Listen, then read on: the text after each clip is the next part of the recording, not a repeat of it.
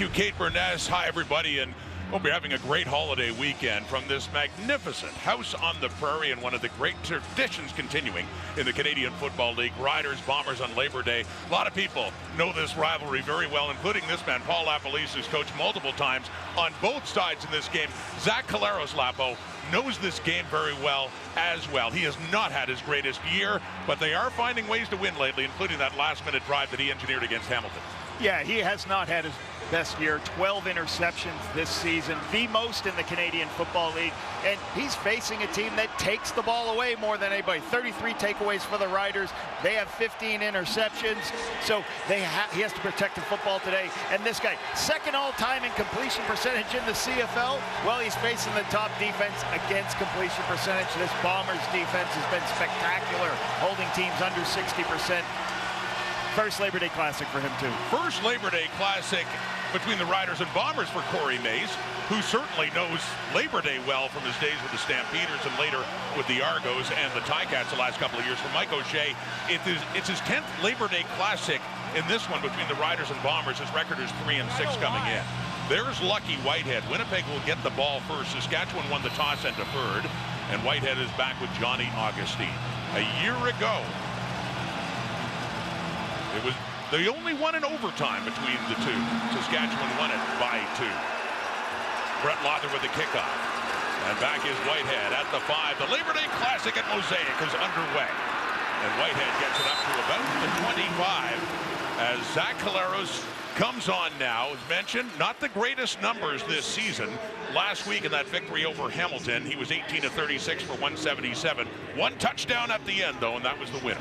Yeah, what I think that they need to do this game offensively, you want to quiet this crowd, Rod. What do you want to do? You want to control the clock. You want to have long drives, get the ball in the end zone.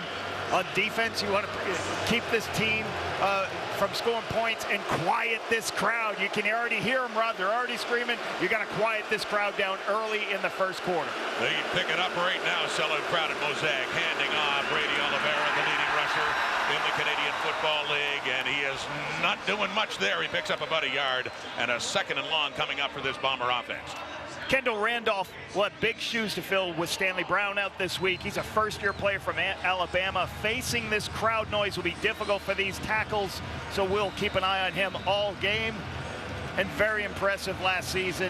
Nick Dembski, he had 5 catches for over 100 yards. He's going to be the yak yard leader on this football team, playing this defense that does not give up a lot of explosive plays. The noise picking up again here at Mosaic in a 2nd and 9. Zach Collaros back to pass. Under pressure, and Brian Cox has it. Collaros is sacked. A 2-and-out Winnipeg forced to punt as that Saskatchewan defense, backed by the fans, stands up strong at the start. Watching here with a speed rush off the outside. You're showing pressure, but then they drop out. Moves inside, makes the inside move on Lofton to be able to get the sack on the inside. Zach didn't really have much of a chance to look anywhere downfield because the pass rush happened so quickly there, Ron. 5th sack of the season for Brian Cox in his 2nd year out of Florida. So Jamison Sheehan back at his 10. Mario Alford running in on this punt, and he takes it in the air at the 50. Little hop, skip, and out of bounds at midfield, and a good place to start for Trevor Harris. His 3rd game back after missing 6 games with a knee injury. Had a very good start, Lapo, against Toronto last week, but then cooled off in that loss to the Argos. For Trevor Harris today, the big thing is running the football. Week 7, I know he wasn't in the game, but week 7 in their win against the Bombers, 19-9, they're able to run the football and get their play-action pass going on 1st and 10. That's what's got to happen for them to have success today. Opening possession for Saskatchewan starts in the Bombers zone at the Winnipeg 52. Out of shotgun, Harris throwing right away. It is knocked away. It is tipped at the line of scrimmage. As you will often see from that guy, Willie Jefferson. We asked Trevor Harris about how difficult it is dealing with the height, the length of Willie Jefferson, who knocks another one away. What the defense of this Bomber said, we have to stop the quick throws of Trevor. We know he's accurate. We know he throws it quickly. We've got to get our hands up and make plays on the ball, and you see it right there. The best ever probably to do it in the Canadian Football League, Willie Jefferson, his big meaty paws up there. A legend not only for the sacks, but for all those knockdowns. Number 5, Winnipeg. 2nd and 10. Harris to throw again. Takes a deep look. Down the rail. It's nearly intercepted by Terrell Bonds in coverage, and Dante Myers just one-on-one, and Bonds nearly came down with it, so a 2-and-out for the Riders. This defense forces the corners to do a lot of things on their own. You're going to see this matchup right there. And Trevor knows I'm going to take this matchup to Bonds. This is exactly what they want to do. It's a double move play because these Bombers make breaks on the football so quickly, and they read into the backfield. So a great call, just a little bit. They wanted a little bit more on it so they could make that play. So Saskatchewan punts. It's Adam Korsak sending it to Lucky Whitehead down at the 11. A punt of 42 yards. Whitehead, the 4th different returner that the Bombers have used this season. And just a couple of yards. Zach Collaros after a 2-and-out. Coming back. Wins and Labor Day Classics by a quarterback at 6-1. Actually lost Lapo for the first time last year in overtime here at Mosaic. His ability to make sure he sees pictures. He talked about it this week that I got to make sure I don't force any bad throws, bad decisions. What I talk to quarterbacks always about, don't get bored. Don't try to take shots against a defense that's going to play a lot of zone coverage. He says, I got to make sure I see the pictures and throw the checkdowns when the checkdowns are there. From the Winnipeg 21, 2nd possession, play action fake, and a deeper throw, and that one heads out of bounds. It's Deontay Williams' way, looking for Drew Wolotarski back in the lineup. How about that Rough Rider defense? Micah Johnson, CFL sack leader with 6 sacks. The 11-year veterans have a rebirth working with his old teammate, his old position coach, and his old head coach, Corey Mace. CJ Rivas had outstanding 10 tackles last week, 2 goal line stops to prevent touchdowns. He's been outstanding. And speaking outstanding, Roland Milligan, Zach Collaros better know where he is on every play. Leads the CFL in interceptions, pass, knockdowns. At the 21. Winnipeg deep in their zone. 2nd and 10. Collaros to the left. He completes that one to Kenny Lawler. And that's a first down across the 30 for the Blue Bombers. Those two connected in a big way late in the game last week in Winnipeg against Hamilton for the winning touchdown. And this is what you're talking about. Look downfield. You can't find something. Find the crossing routes. Adam Auclair has got to chase him. And, man, this is a zone structure where Adam Auclair can't allow a guy to go inside. But good decision by Zach. Get it in the hands of his talented receiver, Kenny Lawler. He's going to try to get as many matchups with Kenny Lawler as he can. The Bombers advance the ball up to the 32 now. Kenny Lawler missed a chunk of the season with injury. Once again, faking to Oliveira to the left. That is caught. That's the rookie, Kevin Sklercius, the big receiver out of Connecticut. And he has another first down for Winnipeg as it get up closer to midfield. Yeah, I like this. This is having a tight end at the end of the line of scrimmage. You fake a run opposite the tight end releases, everybody lifts, you throw it outside, and this is a great, 9-yard game to put them in what you call Strebler vision right now. Here comes Strebby coming into the game. You got a 2nd and 1 opportunity to make sure you can get that first down. Or is there a shot coming, Rod, on 2nd and 1? Would they do that on 2nd down, Lapo? I would. Yeah, I was going to ask you. What would? Because you don't get man coverage. You can get an opportunity for man or cover 0. So I said Claricius had the first down, but yeah, he had 9. So Chris Strebler comes in to finish that up and get the first down. Mentioned the best quarterbacks in terms of Labor Day success, and Collaros in there in a pack at 6-1. Bo Levi Mitchell, who plays tomorrow against the Argonauts and looking to lead the way at 7, as is Zach Collaros. You see Darian Durant, one of the great quarterbacks in the history of the Saskatchewan Roughriders, working Rider Radio. And you coached him, and fond memories working with Darian Durant. Yeah, we were 3-0 as working together as a Rider coach and a Rider quarterback on Labor Day. We had wins every year. 1st and 10, Winnipeg 43, a flag is out. That one coming in on the coverage. It was intended for Kenny Lawler. Marcus Sales knocking that one away, but a flag with the snap of the ball. Going against Saskatchewan as signaled by the referee, Tom Valesi. Offside. Winnipeg number 10.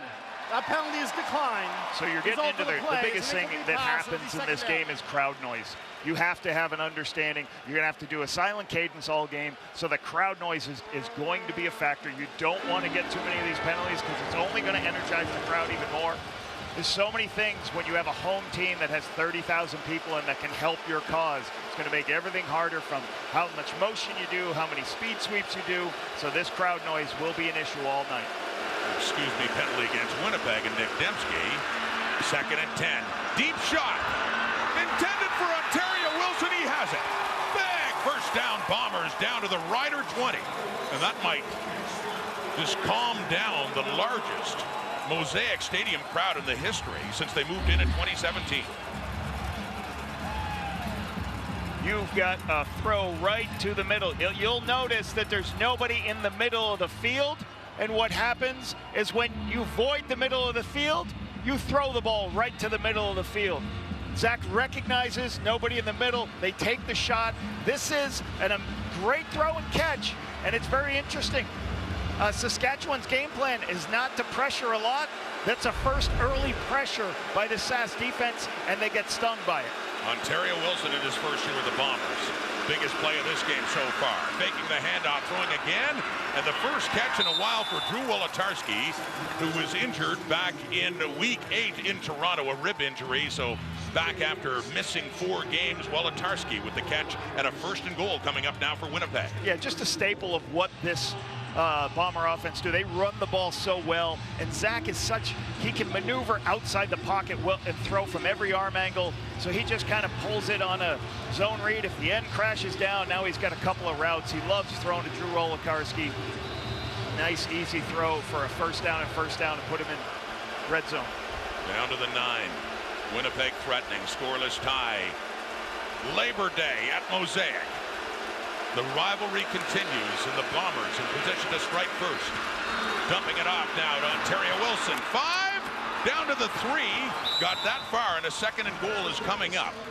As once again, they use play action and dump it off to Wilson to get a little bit closer.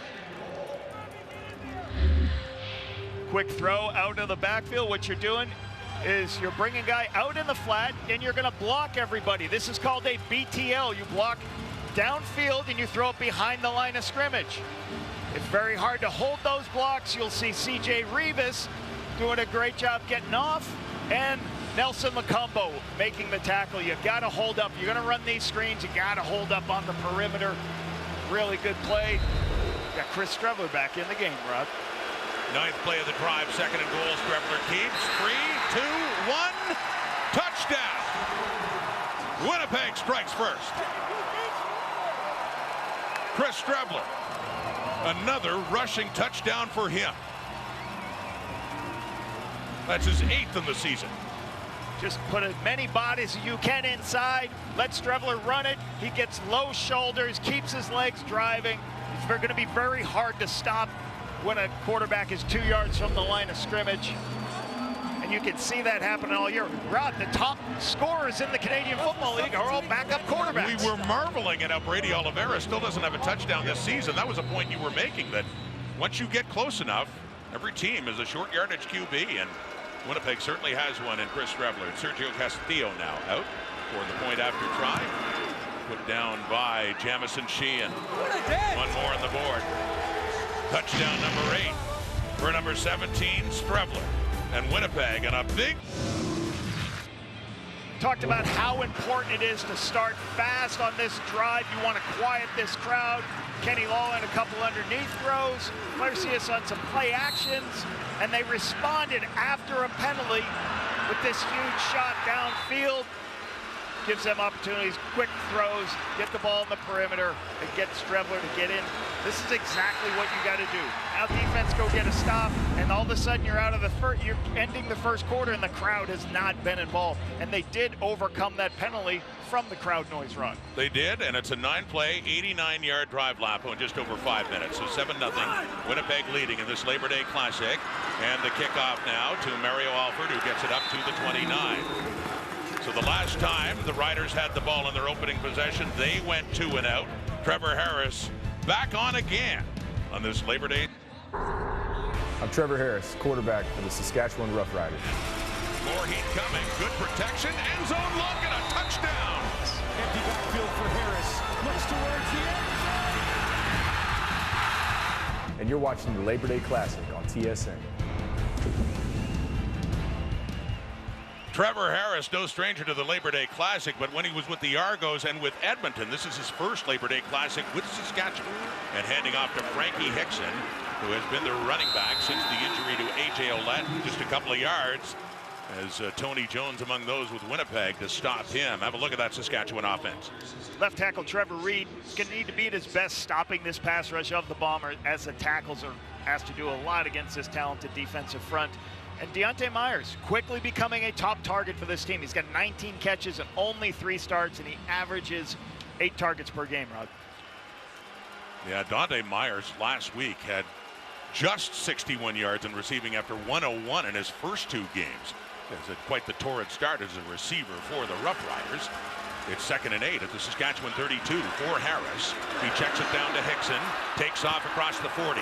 And Frankie Hickson does pick up a first down for Saskatchewan. Their first down in this game. Trevor's making very good decisions by what happens as the coverage lifts. They're rushing 3, dropping 9 into coverage. He can't find anybody. He flips his hips. He knows he has Hickson, who's very talented with the ball in his hands. Get the ball to him. Easy first down. In his 3rd year out of Liberty, and as said, replacing A.J. Ouellette, who is still injured and out. This is Hickson's 5th game start. Faking to him. Throwing on the first down to Keyshawn Johnson. He's been a big part of that Rider offense as Johnson gets it up to midfield, and the sticks move again for Saskatchewan.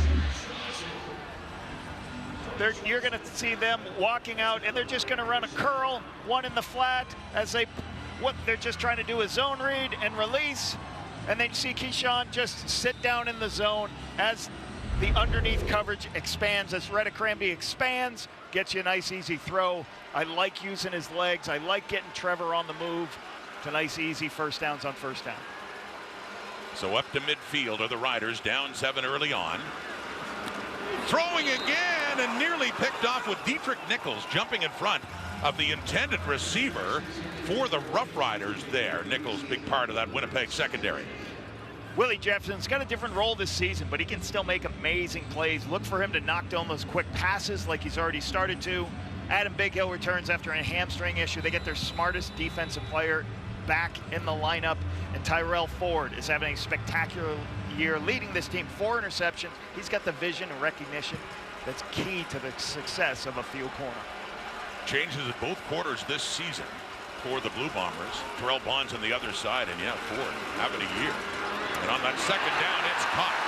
First down. He and Schaefer Baker has the catch, and he's thrown down late after the whistle blows, but on the move with the Saskatchewan Roughriders down inside the Winnipeg 40. Good vision by Trevor here. There was a high halfback, and what does that mean? There's going to be a soft spot for a curl route. He sees the curl, gets the curl, throws it in front, and gives him a good opportunity. So you see Holm playing high. He just wraps around. Bighill expands, gives him that throw underneath to put them in field goal range, Rod. He had a couple of catches, Lapo, last week for just 11 yards in Toronto. Coming back after missing 4 games with a shoulder injury. Here's Sean Bain, his first catch of this game. Takes that one and works it down to around the 35. And this is what you hear everyone when they face Trevor Harris talk about. They say the ball comes out of his hands quick. He's going to throw a lot of completions, and he stays on the field. He's going to create drives, and he's going to move the ball down the length of the field. So that's why they're talking about, all right, we got to make sure we disrupt him somehow, whether it's put our hands up, knock him down, because this defense doesn't want, this defense is best when it's 2nd and long for them, just like Captain Obvious, every defense 2nd and long that they want, but 2nd and 6 lets them do a lot of different things. Right from the Winnipeg 35 now for Trevor Harris. He has time. Little pump fake. And he looks like he's going to take off. He does. You don't see him run a lot, but he slides and gets down near the 25. The drive continues. Another first down for Saskatchewan. They walked out. They walked the tailback out. So this, as you see, there's no back in the backfield. This is called empty. So what happens is everybody expands, and as he's trying to find something, the pass rush There's nobody going to be really accounted for Trevor Harris. He knows that, recognizes it, so he can take it to get the first down, because the Bomber defense is turning and running with all the underneath coverages. That leaves him wide open to get that first down. Good response here from the Riders after Winnipeg took the lead. Their first possession's a 2-and-out, but they're on the move now. They're at the Winnipeg 25, faking the handoff, faking the pass, and finally just throwing it away is Harris. In his first appearance against Winnipeg this season, Shea Patterson started the last game 6 weeks ago that the Riders won 19-9. I like what Trevor talked about this week. He's like, I got to make sure that I do my best to make sure I keep us in manageable positions. He talks so highly about this defense for the Bombers, whether it be Willie Jefferson, the job Jordan Younger's done in the back end. And he's like, we have to find success on first down, or else we don't want to live in this world of 2nd and 10 against this top-rated defense. After missing 6 weeks, he had a very impressive return against Montreal in a loss. Then cooled off last week in Toronto. Little shuffle pass up the middle to Samuel Emelis. And he breaks some tackles in Emelis. Another first down Riders as they get a little bit closer inside the 15. I love this call. What's happening? Watch this. The tailback's going to leave. What does that do? That empties people out of the backfield. But then Emelis is in the backfield also. So as everybody expands, you see everybody walking out. They know it's only a 3-man rush, so they just flip a shovel pass to Emelis, and then he gets the yardage. Why? Because this Bomber defense likes to be expanded out over all the receivers. That gives them that room in the middle of the field, Rob. Down 7, knocking on the door. Saskatchewan, 10th play of the drive. Harris. End zone look. Coverage is there. It was Schaefer Baker with Retta Cramdy, the coverage linebacker, back with Schaefer Baker. It falls incomplete, and a 2nd and 10 is coming up. You know, you're trying to take a shot for a big guy in the middle of the field. You got Home on the outside, or on the inside position, but then inside it should say is Retta Cramdy, so he's in a position where it's just a very difficult throw. What he's going to do is try to give him an opportunity to go out and jump for the ball. If it's a little bit higher, he's got a chance for that ball. I know the fans are asking for it, Rod, but I don't know if I would be putting a challenge flag out at this early in the juncture with that picture. It stays in the pocket of Corey Mace, and a 2nd and 10 at the Winnipeg 12. Another end zone look! Touchdown! Saskatchewan Roughriders and Sean Bain.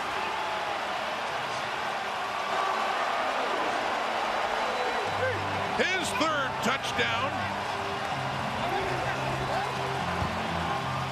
She is 5th. He had 3 in opening day against Edmonton, but adds another one here. He gets over the top of Nick Hallett as Nick Hallett's underneath. He's waiting for an inside breaking route. And Bain just goes over the top. Trevor does a spectacular job of recognizing that there's nobody over the top of Hallett. I can just throw it to a spot in the back of the end zone that's protected to make the play. And I know Sean Bain, they're really looking forward to trying to get him more involved, Rod. The last couple of weeks, he has not been as part. It did cool off, and as mentioned, that opening game in Edmonton, Bain. 3 touchdowns. 3 touchdowns, and late in the game, too, in the big comeback win by Saskatchewan. They haven't won since they beat Winnipeg back in July the 19th. They come back and tie this one. Harris to Bain. 7-7 tie. QB in Labor Day. He's experienced Labor Day amongst his CFL career, but he told me, I'm probably most excited to see what this crowd can bring to the table. And he and Corey Mace picked a good one to have their first Labor Day here at Mosaic. As you mentioned, Rod, the largest crowd they've had at this new stadium so far. Corey Mace actually played his first CFL game on Labor Day. That was, of course, back when he was with the Stamps. But he's 9-1 on this weekend between his playing and coaching career. So, hey, good stat to have coming into this one. He told me, Britt, I'm gassed up. This is what you play for. This crowd alone. And he told me it makes it easy to want to come to work on days like this, guys. And Brett, interesting when you were asking him about it, he said, I hear this is the biggest one. He knows the Argos Ticats. He, of course, knows the Stampeders in Edmonton, but I wonder how he's thinking level. So far. Yes, it is. Crowd involvement here at Mosaic. And Riders just getting on the board. That touchdown to Bain. Here's Lucky Whitehead on the return up close to the 30 for Winnipeg. So after both teams went 2-0 to start this game, touchdown drive. Zach Collaros won the last time Winnipeg's offense was on the field. And now it's a 7-7 game. And yes, for Zach, that's a great drive. Now they just got to see how can they respond, because now you're going to have a loud, fired up crowd going. I like what they're doing with the underneath run game, and just make sure, like last week it was Brady Ball, 120 yards. How do they continue to get him going? But this is the second best defense in the Canadian Football League at stopping the run. By the way, these Labor Day Classics, just about always close. Down inside the final 3 minutes, one possession. And on that, to Lucky Whitehead. And he gets it up across to about the 33. And that is the end of the first 15 minutes, a fast quarter. And touchdown drives from both, some big defensive plays as well. Strebler takes it in for the Bombers. Saskatchewan answered back. Harris to Bain. 7-7 Labor Day in Regina. Regina, look at the numbers after one quarter. Defense is strong in the first possession, Salapo, for each team, but after that, the offense has put together some good drives. Yeah, they've done it by not just, they're trying to run the football, but the run has been difficult for both football teams. But I really like what both teams do with the short control passing game to keep them in second and manageable situations. And the Riders did give up an explosive play, something they don't normally do, that led to the Bombers touchdown, but a great response by the Riders to keep their defense, their crowd in this game. That was first, that big strike from Zach Collaros to Ontario Wilson. And the Winnipeg offense back on the field again, notable. On the left side of that offense, you see Randolph there, Kendall Randolph taking over at left tackle for the injured Stanley Bryant, or ill Stanley Bryant, who gave many a scare last week and thankfully doing so much better and watching now. But they chose to sit him out for another week. And what a staple, what an outstanding player in that Winnipeg offensive line for years. Intercepted, picked off Riders. And they're ruling that Marcus Sales was down after catching the ball as he takes it to the house anyway. Marcus Sales jumping in front of the intended Bomber receiver, and that's his third interception of the season, and went down after the pick.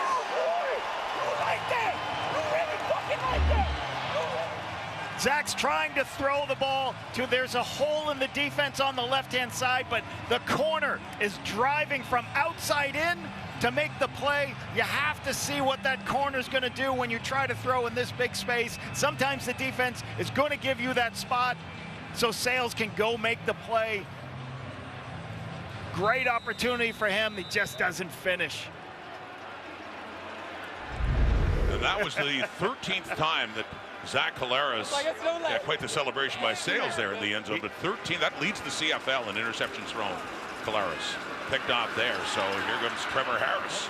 And throwing, and just out of the hands of Joe with Dietrich Nichols there with him. But Rider offense set up in a good spot here at the Winnipeg 41. And I know talking to Sales and all those guys, it's like every time again, I need more touchdowns on my interceptions. I got to finish more. So we go. Great play on the ball, trying to get that throw on the outside. I love Dietrich Nichols making a nice play. He's got great instincts watching him on tape. This is exactly what they want to do. Well, and get their takeaways, create short fields like they've always done, and put themselves in position, already in a position for a field. I was going to say, Lapo, they lead the CFL in giveaway takeaway. +1 on this night, throwing, but a flag is out. Just heading off Frankie Hickson's way, but a couple of flags out in the field. But yeah, in terms of turnovers, the last time they met, Winnipeg. Offside. Winnipeg number 5. 5-yard penalty. Repeat, second down. Well, Willie Jefferson offside there, but in the last game 6 weeks ago, Winnipeg turned it over 3 times, Saskatchewan none.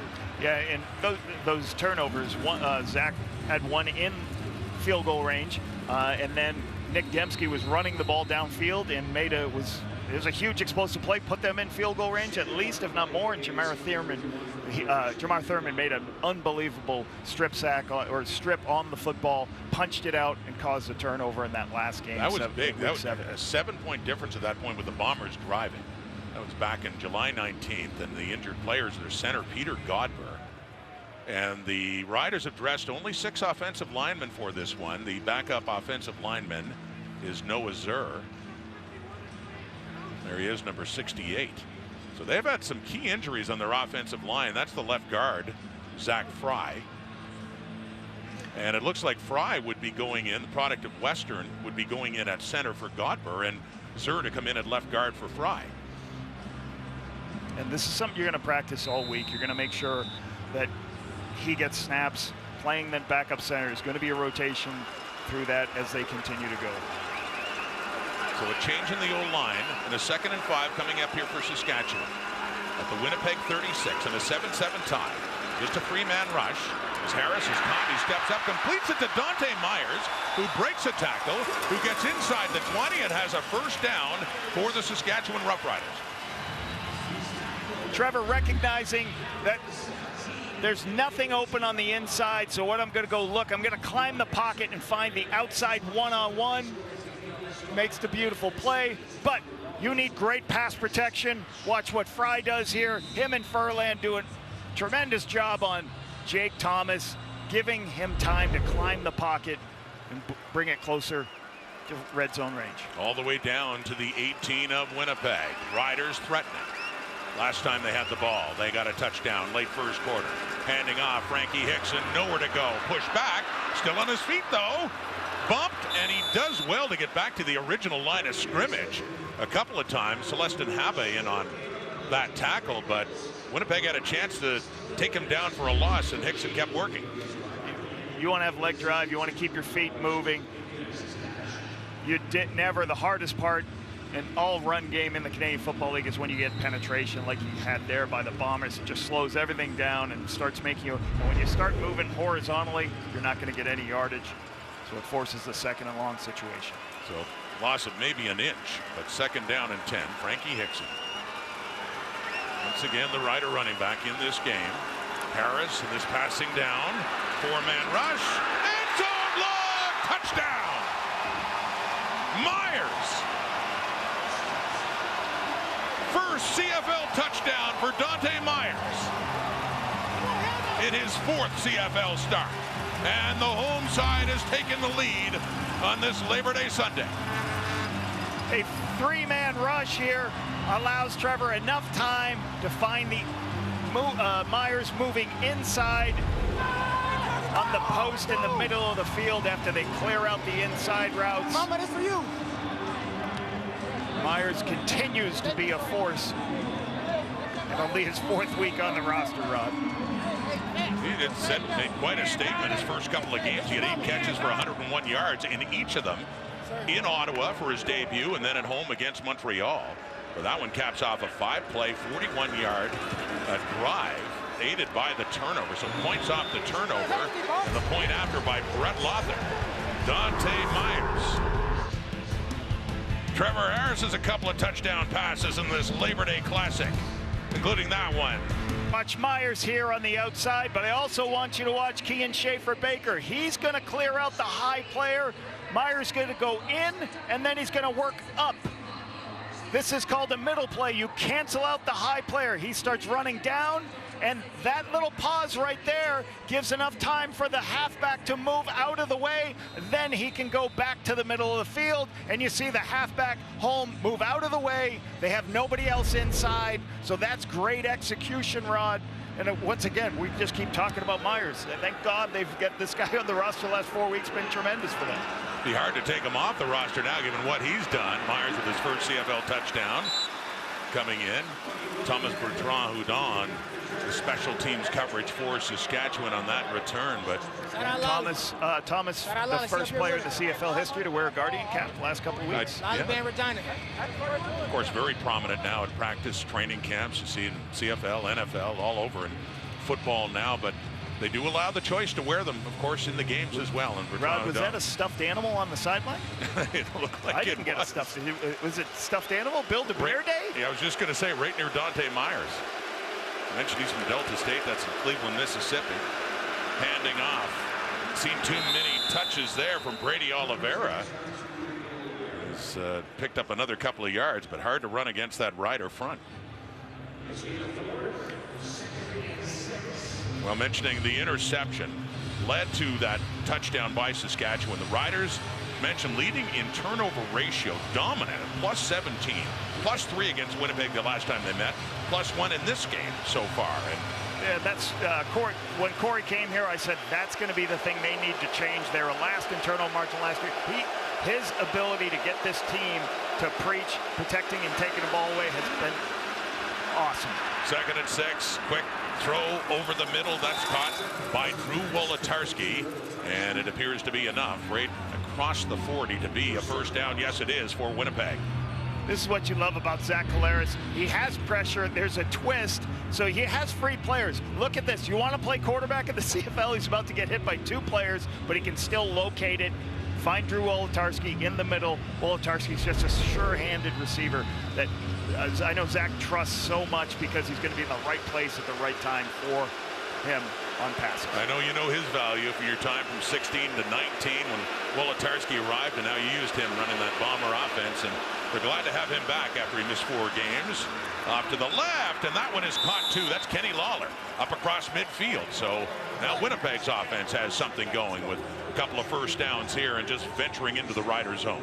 The CFL offensive play of the year. Everybody runs this, and then they run out to the sideline. Why? Because if that corner runs in, you can throw the out route, and we talk about quarterbacks throwing guys who they trust. Kenny Lawler is somebody that Zach wants to throw the ball anytime he gets a one-on-one situation. Big hands, ability, great range to be able to make the catch. Buck Pierce, offense coordinator, do a nice job. They spotted right at midfield, and that one intended for Nick Dembski goes too high and away from number 10. It falls incomplete. Second down coming up here for Winnipeg. Yeah, the ability to use him, Brady Oliveira, allows you to get the ball out on the perimeter. Everybody's staying inside, waiting for Brady to get his runs. Allows Zach to get out on the perimeter, right? And he understands that, hey, I got Dembski, I got all these guys I can put the ball out to with space. He's just got to locate that ball. You mentioned the Riders preparing for Oliveira. He has only 2 carries for 5 yards. He had 120 yards rushing against Hamilton last week. And it's a passing down at 2nd and 10. Collaros steps up, has a bit of room, and Zach Collaros takes off, and he does get it close to first down yardage, down around the Rider 45. See where they spot this one. You're seeing both quarterbacks, Rod, have an understanding. This is what we talked about at the start. I don't want to make a bad play.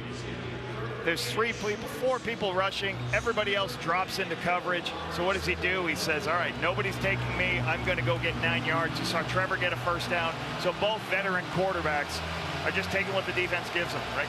Puts them in a position, puts Strevy on the field to get the short yardage QB sneak. And as we said about Trevor Harris, like Collaros too, doesn't run a lot. And certainly not in this situation when they have Streveler in short yardage, who has their touchdown on the night, and he has a first down there as well, as that punches it over, needed about 6 inches and gets more than that. So the drive will continue here for Winnipeg. Down a touchdown here in the second quarter, approaching the midway point of quarter number 2. And it's very hard to run against the SAS defense. You got 2 big guys on the inside, Miles Brown, Micah Johnson. You know, they lead the Canadian Football League with tackle for losses. First in the CFO with 69 of them. They played really well inside. They both had opportunities as pass rushing defensive tackles. I think the Rider defense is using both those guys very well. And rotating in Caleb Sanders, who's in now for Johnson. Putting some pressure on. Open receiver. Touchdown Winnipeg. Just like that, Nick Dembski, ex-Rider who once played in this Labor Day Classic wearing green and white years ago, gets another touchdown for Winnipeg in this big rivalry game. Earlier in this game, they got beat by an explosive play playing man coverage with no safety help. Here they're doing a void, what you call a zone void, where they bring pressure, but they still try to play zone. What happens? Bigger spaces open up. Zach recognizes it. They have a seam called, and they hit it. Great throw, and that's hard. But sometimes if you don't have a seam called, you can't strike it. But they had a seam called where the hole in the defense was. Great recognition by Zach. Great pickup by the offensive line because it was a pressure more than just 4 people. Nick Dembski in his 9th year at the University of Manitoba, originally drafted by the Saskatchewan Roughriders and then picked up by the Bombers. What a career he's had. And he also has 64 straight games with at least a catch. 14-14 tie. On the seams, that's what happens right here. You're going to get multiple players running downfield, and what happens is you see 2 low players, not enough deep players. You'll see the inside Lacombo. He jumps the inside seam, gives the outside seam to Dembski. I love when I see a seam route versus cover 3, Rod. Nothing better from a quarterback or upstairs as a coach, because you know you should be able to score a touchdown. The old offensive coach in you, you're pushing me around here, getting fired up on both sides for some of their offensive choices. I was here both places. So you were an ex-Rider and an ex-Bomber. You know this. Every fan today was saying we should be picking one side. Mario Alford just takes a knee on that kickoff. So Trevor Harris about to come back on with another point on the board there for Winnipeg and a 15-14 lead. Harris were teammates with the Argos in 2012 and 13 at the school of Ricky Ray, and they learned an awful lot from that veteran Hall of Famer, and excited to face each other any chance they can. Let's go back to Brett. Yeah, they told me that during that time, they never actually determined who was QB2 behind Ricky Ray. So it was just constantly a battle between the two of them on the field, off the field, trying to make it into that spot. Now, the weird thing was they were also roommates at the time, but they said they're both so grateful for that time. Caleros told me he actually looks up to Harris, and Harris told me that iron sharpens iron, and that time together is basically what made them get to where they are today. And Harris throwing there, Brett, and that one's a little bit too far for Kean Schaefer-Baker, but yeah, I mean, mutual admiration. Trevor Harris, too. What Brett was talking about, the competition in that quarterback room behind Ricky Ray was really something. The most interesting thing he said was, I didn't have competition. I never had any competition until I got to the pro level. Yeah. And if you think, he was a starter in high school probably for 4 years, went to college, went to Edinburgh, probably started right away as a freshman, had a great 4-year career. And then when he goes to the CFL, I had to compete against Zach. I respected him. He was such a great player. That was the first time I really had to become as competitive as I could. Both from the state of Ohio. Harris stumping it off. He tried to get it to Sean Bain just as Bomber defender was bearing down on him. And you can see a little bit what Trevor and Mark Mueller are trying to do. So 2 straight plays. They're in what's called empty, so they empty out the backfield. So they have 6 wide receivers out there trying to stretch and create some space against this defense that drops everybody out themselves. So they're trying to create a little bit of space by using even the running backs as receivers on the field, but just 2 errant throws gets him off the field. So Adam Korsak is standing back at his 25. Lucky Whitehead, a lone returner back for Winnipeg. Bombers have come back and taken the lead after the touchdown to tie it, and then the single point, the rouge on the kickoff. So a punt of 45 yards, and a flag does come out.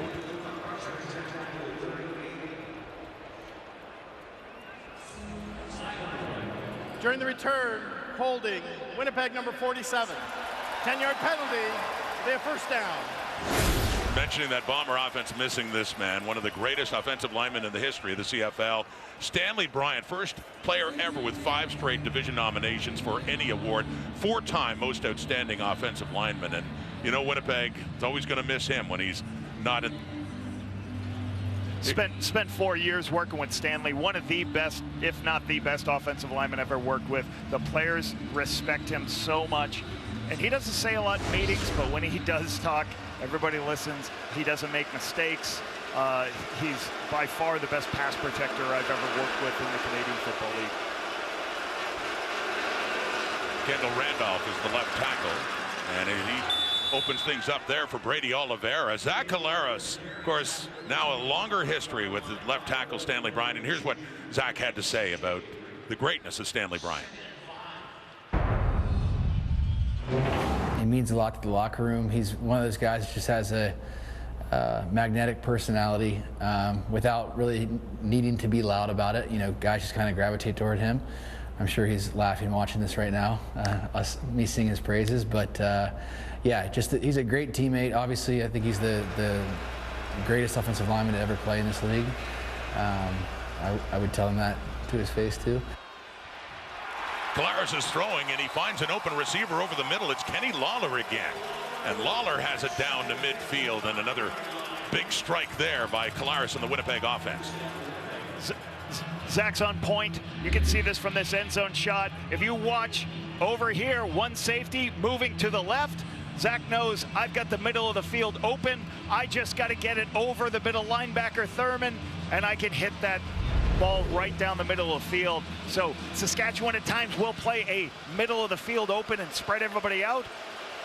The Bombers had a seam right down the middle of the field. Great throw and catch by Kenny Lawler and Zach. Third catch, 54 yards for Lawler in this first half. Back to Oliveira and finding it pretty tough running in there. Haba Baldonado, 95, in on the tackle there, and Oliveira continues to find very little room against that Rider defensive front. I think Zach's going to be kind of upset with himself that he didn't pull that ball as Baldonado came down to make the tackle on Brady Oliveira. He could have pulled it and got out in the perimeter. Stanley Bryant, one more point about Stanley. I'll tell you, like 1 year, he got a bunch of penalties in 2016. I sent out to all the players, hey, this is who got the penalties. And I swear to God, he didn't get a penalty the next year. And he said it was just because you sent out a sheet. I was so mad. He took it personally. 2nd and 9. And trying to dump it off to Oliveira with the heat coming by the Riders. It's incomplete. It's 3rd down, and the punting unit for Winnipeg will come on. Good stop. Forcing Zach to check it down. This is, again, what both teams are going to face all game long. If you're not productive on 1st and 10, which is they got barely a yard, now you're long yardage. You get a pass rush. He doesn't have time to look down the field. So Miles Brown, he gets better and better every week watching him on tape. Last game, he was very hard for this Bomber offense to run against and also to protect against. Jamison Sheehan with the punt. Mario Alford and around the 10. Off the hop and gets by him off his hands too. And a Bomber recovery. It's a Winnipeg touchdown. Nick Hallett alertly pounces on a mistake by Alford. That ball touched his hands and it rolled into the end zone. And Winnipeg special teams cashes in this Labor Day Classic. For the 2nd week in a row, the Bombers special teams. Last week, they had scored they knocked the ball out and they scored on a bad, they forced a fumble and scored on a punt. This one is a mistake by Alfred for the touchdown. 2 weeks in a row, this special teams has come up huge for the Bombers, especially coming close to the edge of the half. For Nick Hallett, he gets the touchdown there. He's done this kind of thing before, too. A great special teams player, and including big plays here at Mosaic Stadium. You recall in the Grey Cup a couple of years ago. A game Winnipeg ultimately lost, but he had a big block kick late in that game that could have turned things Winnipeg's way. I spoke to special teams coordinator Mike Miller before this game and talked about how well their special teams performed last week. In his 5th year out of the University of Toronto, Nick Hallett on that coverage sees that it touches the hands of Mario Alford and rolls into the end zone, and he pounced on it and gave Winnipeg another touchdown. Yeah, very similar spot. Once the ball touches his hands, it's free for anybody else. Hallett's down there doing a great job in his coverage, makes the play. Last week it was Tony Jones forced the hit. Michael Ayers on a touchdown. This week, Nick Hallett. Great play.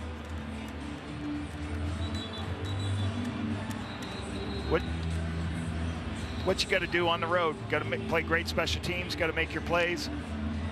Kind of counters the turnover that they had in when they were backed up. There's our guy Mike Miller. Right from being a player and one of the great special teams player in the history of the game, and goes right into coaching too and running those special teams. Quick story about Mike Miller. He was such a player. The players loved him so much.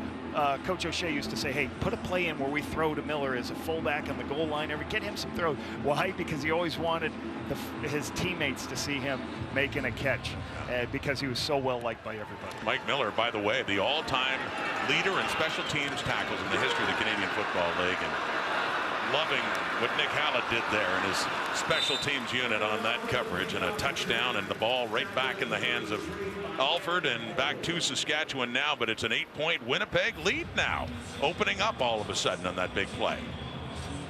Well, you got 3:35 left. There's plenty of time. Just relax. Keep doing what you've been doing in Saskatchewan. They just got to get they get 2 opportunities to drive. Just get your run game going. The last 2 series, they weren't very good on first down, Rod. Can they get better on how do they start on their first downs? A year ago in the Labor Day Classic, Saskatchewan led throughout until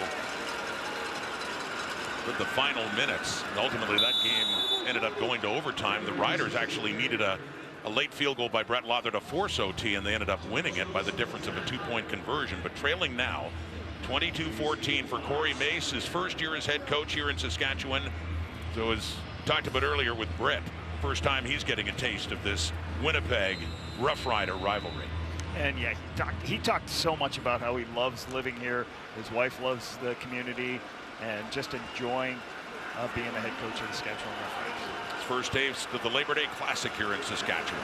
2nd and 6. And last play before the 3-minute warning, Harris throwing to his left, and it falls incomplete, intended for Emilus, and bearing down Tyrell Ford, making sure nothing happens there. So a 3rd down coming up.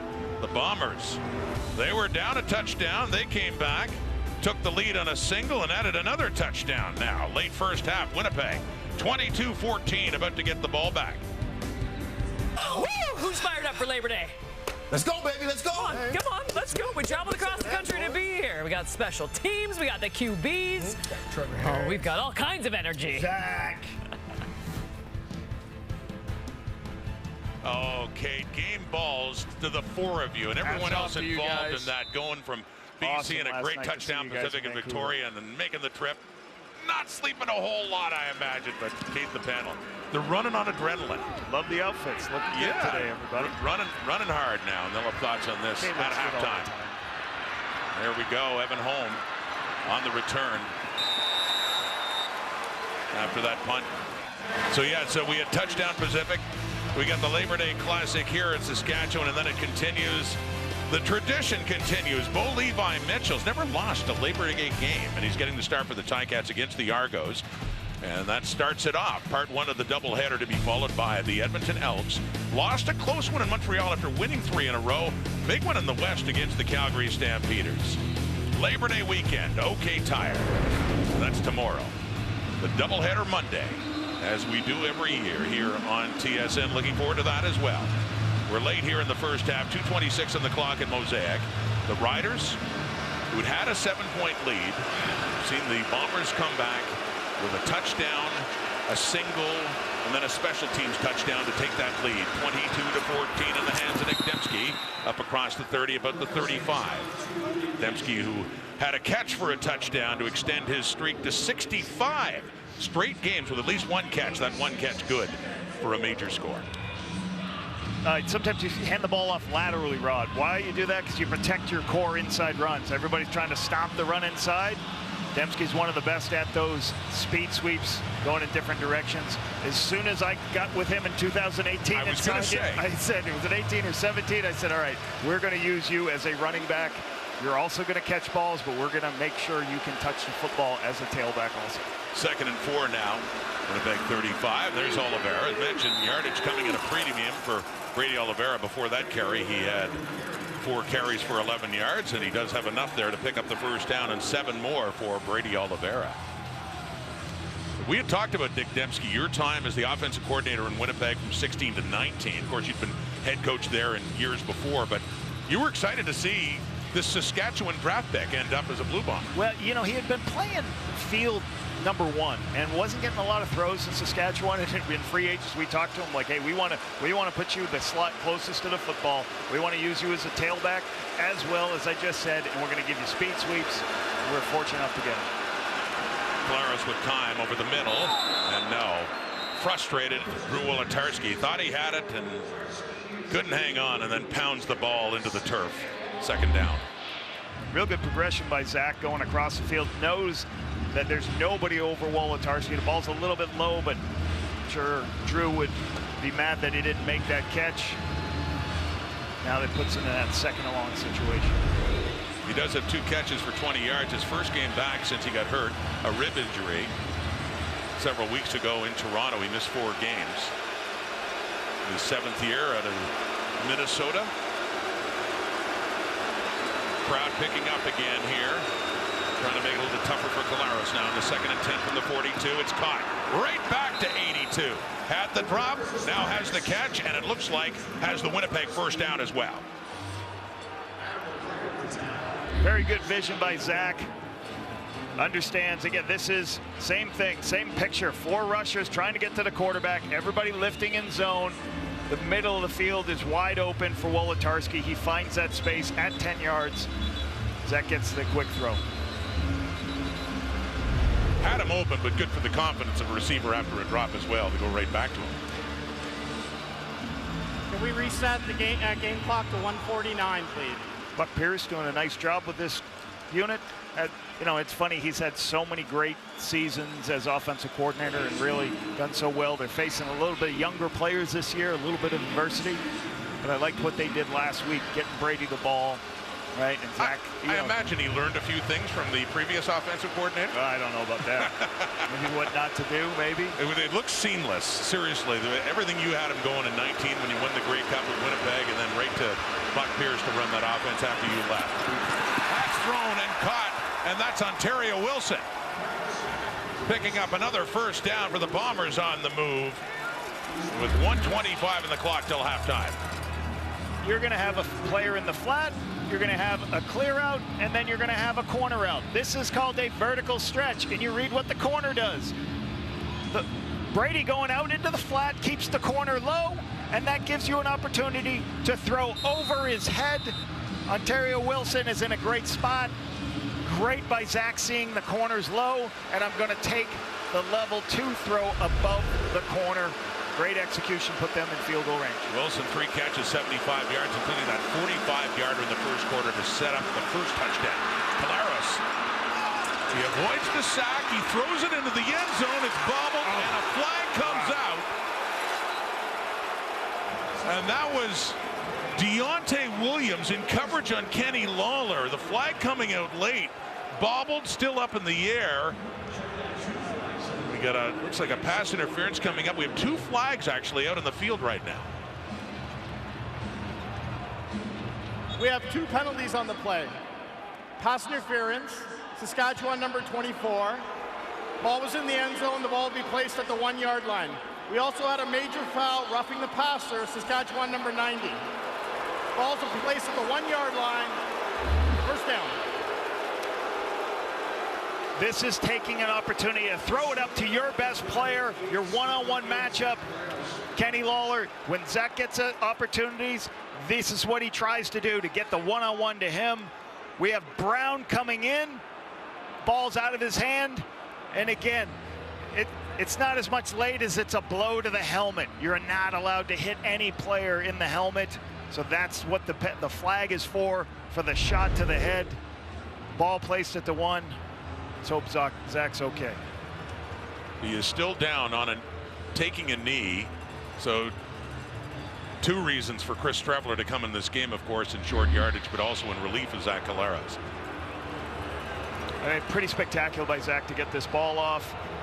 You just have to start.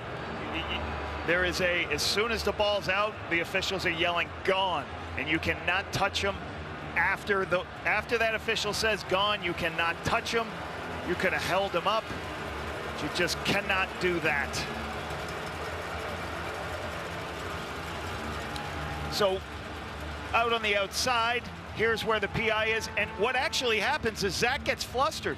I was a little worried as he starts to move that he's trying to throw this away, that it could be underthrown and it could have been a pick on the outside by Williams. But he gets enough air on it to draw the flag, put the ball at the 1. Right down to the 1. Streveler keeps it. Streveler has the touchdown. Second touchdown in this game for Chris Streveler. As they add to their lead, but with concern for their starting QB, Zach Caleros, on the bench after taking that helmet-to-helmet hit. But here's another look at the Streveler touchdown again. Yard off the ball, very difficult to stop. Just got to get lower, got to drive your legs and finish with your feet in the end zone.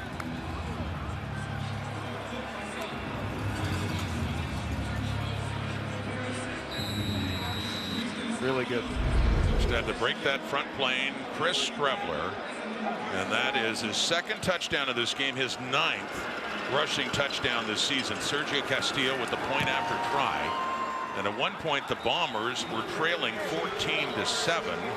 But since that, 22 straight points for Winnipeg as they're opening up a more commanding lead heading to halftime. But We do wonder about the health of Zach Collaros after taking that hit from Miles Brown. What I really think has to happen too here, you've got some time left, a minute 16, so you can come, drive down length field, get a field goal, get a touchdown, you want to do, but they also have to be careful. Trevor Harris is big. Last week there was 50 seconds left. They threw an interception that gave Toronto an opportunity to get points right before the half. So that's what's, they certainly have plenty of time to get down the field to make a play, but they also just got to make sure that they don't put themselves in a position where Winnipeg can get even more points. Mario Alford back, one of the returners back, along with Thomas Bertrand-Houdon for Saskatchewan. Riders in a big hole now for a 7-play, 81-yard drive, aided largely with that pass interference call that set them up at the 1. And this is what I talked about, Rod. It's pretty quiet in the stadium right now. Make your plays, quiet the stadium down. They've done an effective job of that with a 29-14 lead. 1 minute 15 seconds to go until halftime, and Alford looking to atone for a mistake he made that led to a Bomber touchdown and excellent coverage on that kickoff by Winnipeg. So Trevor Harris back on now with the Riders in a hole, and Harris 8 for 17 for 104 yards. Has thrown a couple of touchdown passes, but things have cooled off for the Rider offense. No rush, just put a drive together. You got plenty of time.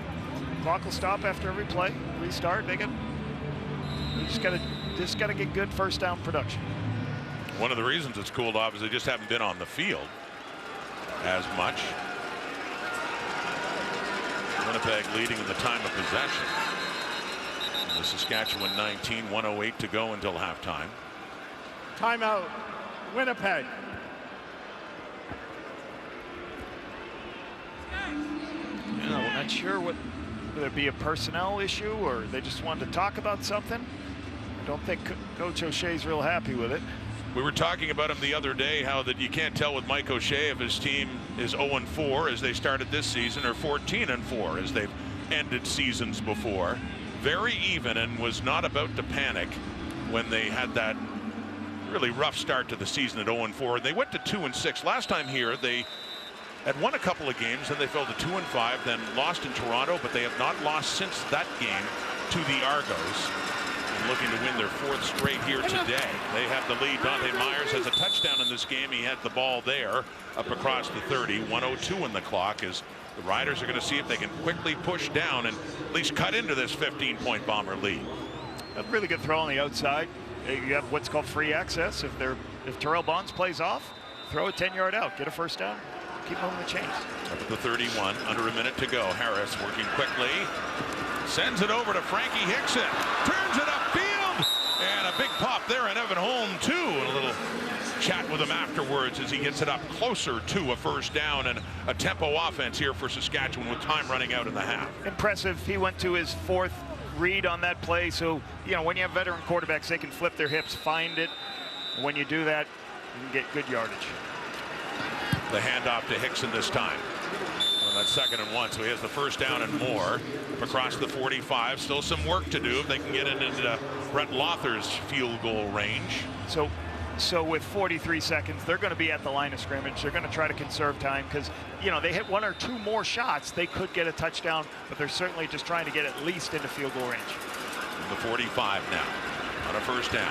Scrambling around is Harris to the left. He'll take off again for the 2nd time in this game and get himself safely out of bounds. Gets it up closer to midfield. 31 seconds on the clock. The beauty of this defense that Jordan Younger likes to play is, hey, we are going to make sure everybody is covered, and we're going to do something. We're either going to get a pass rush, or one of our rushers is going to get home, or we're going to disrupt the timing for the quarterback. And you see that happening. Trevor's got to do what he can do. You know, he's not a runner. I'm sure they're going to say if he runs more than he throws, if he runs 5 times, he's not going to get first downs. He's not going to create explosives. Let's cover the receivers, take away his first read. Riders would like to get at least another 10 yards to set up Lother. It's a 2nd and 2. And Hickson gets it just up across midfield. That is enough to pick up the first down. 26 seconds. World's greatest panel. It's unanimous. Lapo and I certainly agree. Kate Burness, Davis Sanchez, Matt Dunnigan, and Milt Stegall. And They're refreshed after 2 hours sleep, coming back from Touchdown Pacific and ready to talk about this one. And then they're heading off to Hamilton tomorrow, no less. Pressure on Harris. Oh, in this situation, Jamal Woods with a big quarterback sack of Trevor Harris just when they're trying to get into field goal range. The worst thing that can happen in that scenario, hanging on to the football for Harris and the Riders. A three-man rush. You watch the pressure from the top. That's a basically throw the center out of the way, throw Fry out of the way, be able to go make the play. And in and out of the hands of Samuel Emilus. You know what he wanted to do. See, receivers, even the best of them, they want to turn it up and run, and they hadn't secured the football. Yeah, it's an unfortunate, you take the sack, it's going to take them out of field goal range. They needed some yardage to get field goal range. That play probably wouldn't have got them in a field goal range situation. So, at the end of the half, it's, they didn't do a great job executing the opportunity to get the first down. Similar to last week, Rod, they threw an interception with 50 seconds left, backed up, gave Toronto an opportunity where they got 3 points. So the Riders will just hope to be down 15 heading to the dressing room at this point. 6 seconds on the clock, and Adam Korsak out to punt it away. The lucky Whitehead. Excuse me, Evan Holm back on the punt return again there for Winnipeg as it rolls out of bounds. And that'll be it for the half. Final play of the first half, and a very good half for Nick Dembski's Winnipeg Blue Bombers. Zach Collaros, we wonder about his health after he took that hit earlier on, but walking off in his own steam. And this big play to Nick Dembski, one of the defining moments for the Bombers. Nick last year was great. He's got the ability to recognize space in zone. You could tell Zach and him were right on the same page. When that pressure came, he's like, I'm going to run right down that seam. Zach throws a shot right down the seam. The corner can't come over to make the play. Love what Dembski's done. I love the response that these guys have done, and he's with Britt right now. Nick, your team comes out here and takes a commanding lead in the first 2 quarters. So what's going to be key to hold on to it in the final 2? Yeah, we just got to keep playing good football. We're executing pretty well. We're still, have some things to fix, but, we just got to come out here, win the second half, and we'll be just fine. You know about the excitement of Labor Day from both sides of the ball. So tell me how it feels when you do come out here and help put some points on the board. Oh, it's nice coming out in the opponent's stadium. It got a little bit quieter, but at the same time, it's a good team. You can't sleep on them. We still got another half of football to play, so we just got to keep doing our thing, and good things will happen. Thanks, Nick. Have a great second half. Thank you. We'll send it back. 29-14. A look at the stats. 1 turnover each, and both led to touchdowns. A touchdown scored, the first in his CFL career, for Dante Myers of the Riders, standing by with Brett. Dante, we know still plenty of time left in this game, so what was the message at the half? Leave it all out there for your brothers. We got 30 minutes guaranteed of football, and we just got to get the job done. Any means necessary, empty the tank. Just take your shot and make a play. You're experiencing your first Labor Day Classic. How good did it feel to get a touchdown in this one? We're just trying to get points up on the board. We're not really worried about who does it. So just for me, I'm just happy I can go out there and try to get the job done, get a touchdown for the team. All right, looking forward to more action in the second half. Let's do it. Thank you. Labor Day weekend brought to you by OK Tire here on TSN as it continues. The Bombers lead. That's the good news. Here's the bad news. Lapo Zach Collaros not coming out in helmet and shoulder pads. Looks like his day is done. Chris Trevor will draw it up, and now I'm sure at halftime, Buck Pierce and staff, they're trying to figure out what are the best things we can do. Stay on schedule, using Chris Trevor's legs as well as his arms. Again, you just don't like to see this. Anytime there's a hit to the head on the player, it's unfortunate. He was playing, he had a great half. 2 really nice explosive throws for touchdowns. Now Chris Trevor will draw it in. So the Riders are going to have to adjust defensively also, because this game plan will change. There's going to be similar things, but I'm sure Buck Pierce has on his call sheet several plays that are just Streveler-type runs, and it's also their short yardage in the game package. Here's Mario Alford on the return to start the second half, of the flag coming out, and Trevor Harris coming on. Harris in that first half. During the return, holding, Saskatchewan number 31. 10-yard penalty, first down. So we'll start a little further back, as announced by Tom Valesi. But Harris 10 for 20, 125 yards, sharp on a couple of drives and 2 touchdown passes. They had an 11-play, 80-yard drive with a touchdown to end in Sean Bay. Took 6 minutes. You know, the second drive, they're on a short field because of the takeaway by their defense, led to the Dante Myers pass. But they need rhythm and success on first down.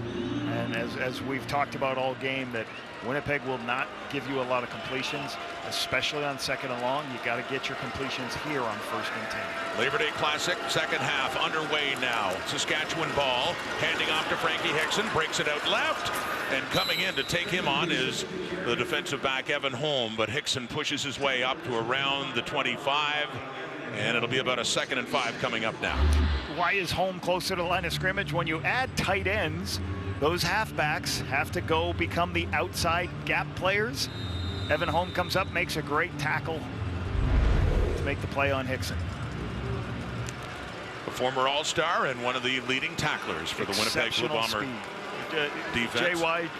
Jordan Younger said he is the fastest player on their defense. So here we go, 2nd and 5 now for Harris, quickly throwing, open receiver, caught, and going back and turning it up now. Kean Schaefer-Baker. Great yardage after the catch for Schaefer-Baker, gets it up near midfield, and a 1st down for Saskatchewan.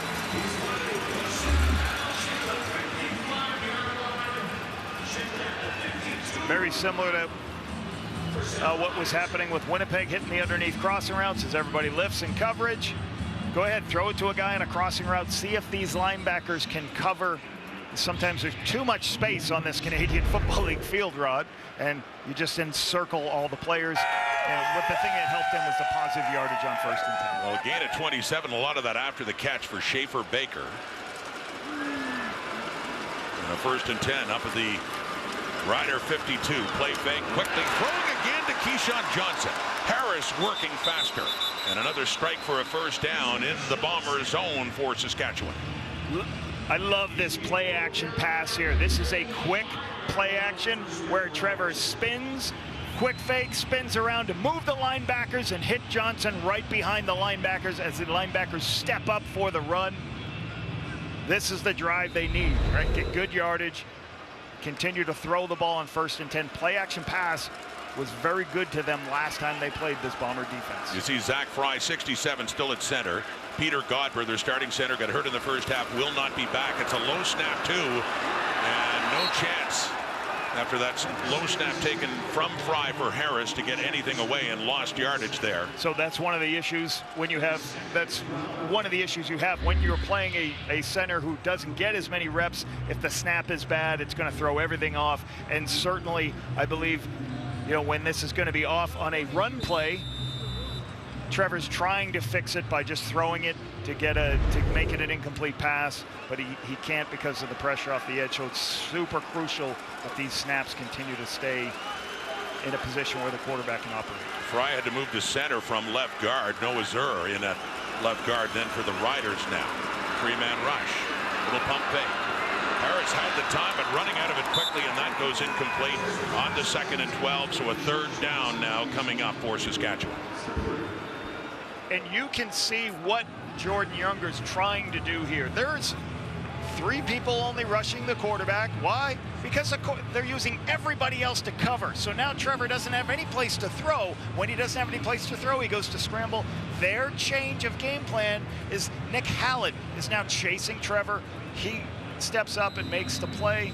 So they're using multiple defensive backs, Rod, in this scheme on 2nd and long. And this is a long attempt for Brett Lother. 55 yards away. He tried a 57-yarder and missed on that earlier this season. It's good. Long field goal for Lother, his first of over 50 yards this season.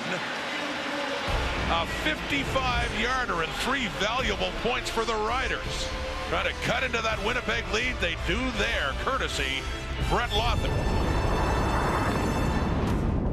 Young guy took a 7-1 team into Saskatchewan, heavily favored against the Saskatchewan Roughriders. What happened that day? Oh, we lost. they were 1-7. We were 7-1. And in true fashion, the Bombers had a billboard that talked about that. Said, "You guys are backwards here in Saskatchewan." We lost 27-7. And it's unbelievable. Saw your embrace of the opposing coach, who was a bit of a mentor to you as well, and Ken Miller, as they They mourn his loss today, just passing away recently of cancer. Outstanding individual, Coach Miller. I can tell you in this business, I don't think I ever saw that individual ever raise his voice to anybody or say anything bad about people. I loved my time working with him. Darian Durant, who's here tonight, he's the one who said we're going to start Darian Durant and become our starting quarterback. Luke Mullender was also on that football team. You see Luke there. But Coach Miller, he gave us advice all the time, but he let us coach. That's what I respected about him. The players would run through a wall for him, and he wasn't the rock star, but I'll tell you what, those players loved him and would do anything for him. Great leader. Very nice tribute before the game to the former coach of the Saskatchewan Roughriders, Ken Miller. And I know his wife, Maureen, will be up here in a couple weeks. I spoke to Maureen last week, and she talked about how this community embraced her husband and embraced her. She has so many fond memories and so many friends, and it's just very, she is so humbled by how many people in this community in Saskatchewan loved Coach Miller and had such a great experience with him. So we're thinking about you, Maureen, and absolutely. Thanks a lot for everything, Coach Miller. Outstanding man. Well said. Chris Trevler was in at quarterback for Winnipeg as that drive stalls, so Jamison Sheehan punts it away to Mario Alford, running in for it, grabs it. Good special teams tackle by Michael Ayers in to take down Alford. He's had some big tackles and punt coverage so far this season. Trevor Harris back on. Defensive tackle Jake Thomas, his 199th game as a Bomber, tying him with a guy by the name of Milt Stiegel for 5th overall. How about that list, Lapo? Amazing list. Milt Stiegel is a great one. Chris Walsey, all those. Jake Thomas was as a head coach, 4th round pick, 29th overall in 2012. Jeff Cummings from Acadia said, Paul, if you draft him, you will not be wrong. Obviously, great career for Jake. Jeff Cummings is right. Throwing quickly, completing it, 2 and a big hit. Ball comes out. Brandon Alexander bearing down on Sean Bain. That loose ball alertly recovered by the Riders. I asked Jordan Younger, about defense coordinator of the Bombers, about all his defensive backs, and he said one thing about Brandon Alexander is physicality. That what he brings, he's one of the most intelligent. He's the captain of our defense, but he is as physical as we have for a defensive back as Jordan has ever worked with. And it was Frankie Hickson on the recovery, but Brandon Alexander, the great veteran safety in his 7th year out of the University of Central Florida for the Bombers. A couple of Grey Cup rings. It's a 2nd and short now. In short yardage is Shea Patterson, who started 6 games at quarterback for the Riders earlier this season when Trevor Harris was hurt, but Harris will come back on again after Patterson picks up that 1st down for the Riders. Back to Brandon Alexander in the 2019 run to the Grey Cup when I was working with the Bombers. We had struggled in a couple of games. We made a change at free safety, and we went with an extra American in the back end. And as soon as we solidified Brandon Alexander in that spot, we looked different on defense. And he was a catalyst for us to lead us to that Grey Cup championship in 19. So a 1st and 10 now for the Riders. Trevor Harris, he steps up, he takes off again. His 3rd rush this game. It's across midfield. Crowd's not liking it. It's a late slide. He slides late. Celestin Haba moving in on him.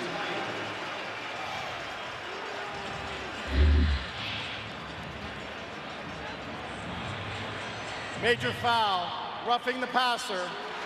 Winnipeg number 45, 15-yard penalty, automatic 1st down.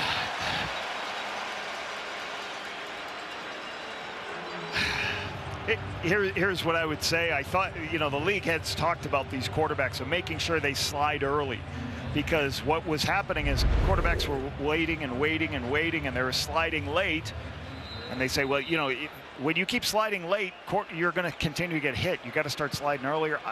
I would have thought that was a late slide that they wouldn't put a flag on, but obviously they saw that they felt it was a rough. Well, he picked up 8. Trevor Harris did, Lapo, and then add 15 more with the penalty. They're down to the Bomber 40 now. They're trailing by 12. We got a field goal last time out. Harris completes it. It's caught by Emelis down around the 33. And Tony Jones among the Bombers there to take him down, but another play to set up 2nd and short. It'll be about a yard shy as Patterson will come back on for short yardage. Watch the eyes of the quarterback. He starts here, he goes to here, and he finishes there. This is what you want out of your quarterback. I can't find anybody open to the left. I flip my hips. I start to move. Here's where my check down is, because everybody's following the quarterback's eyes. It creates space. That's an awesome execution of progressing across the field as a quarterback. Second and short. Shea Patterson in at quarterback. This time he takes off to the right, and he does get it inside the 30. It's Jones hauling him down, but not before another Saskatchewan first down. And you're usually doing these wider. I would call this a basically quarterback outside zone, because the farther wide you get on these tight end sets, the smaller the players are. You don't want to run into Jake Thomas. You don't want to run into the bigger guys on the inside. You want to get it out on the perimeter where they have all the defensive backs. Now, the problem is, if there is penetration, you could be in a bad situation. Looks like we have an injury. So here's what's happening. So with 6 offensive linemen on the roster, and why do you carry 6 offensive linemen? Because sometimes, normally, what doesn't happen is you have 2 offensive linemen hurt. Here was what happened. Right now, the second offensive lineman is hurt for the Saskatchewan Roughriders. So then that triggers, if you only have 6 on the roster, you're going to have to take a defensive player. That is Micah Johnson. Now he is going to go in and play. They'll put him at guard. Well, I was going to say, not only another injury in O-line, but another center.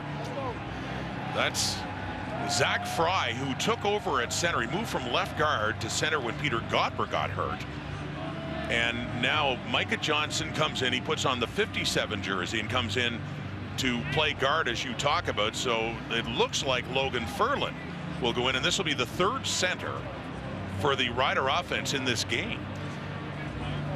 So what the players next to Micah Johnson have to do, and this has happened to me as a head coach several, maybe 2 or 3 times in my career, what happens is you basically are going to be telling them, hey, we're zoning to the left. Work with me. You're coming to me. All right, this is pass protection. They are going to be communicating to Micah every play on what happens on every pass play.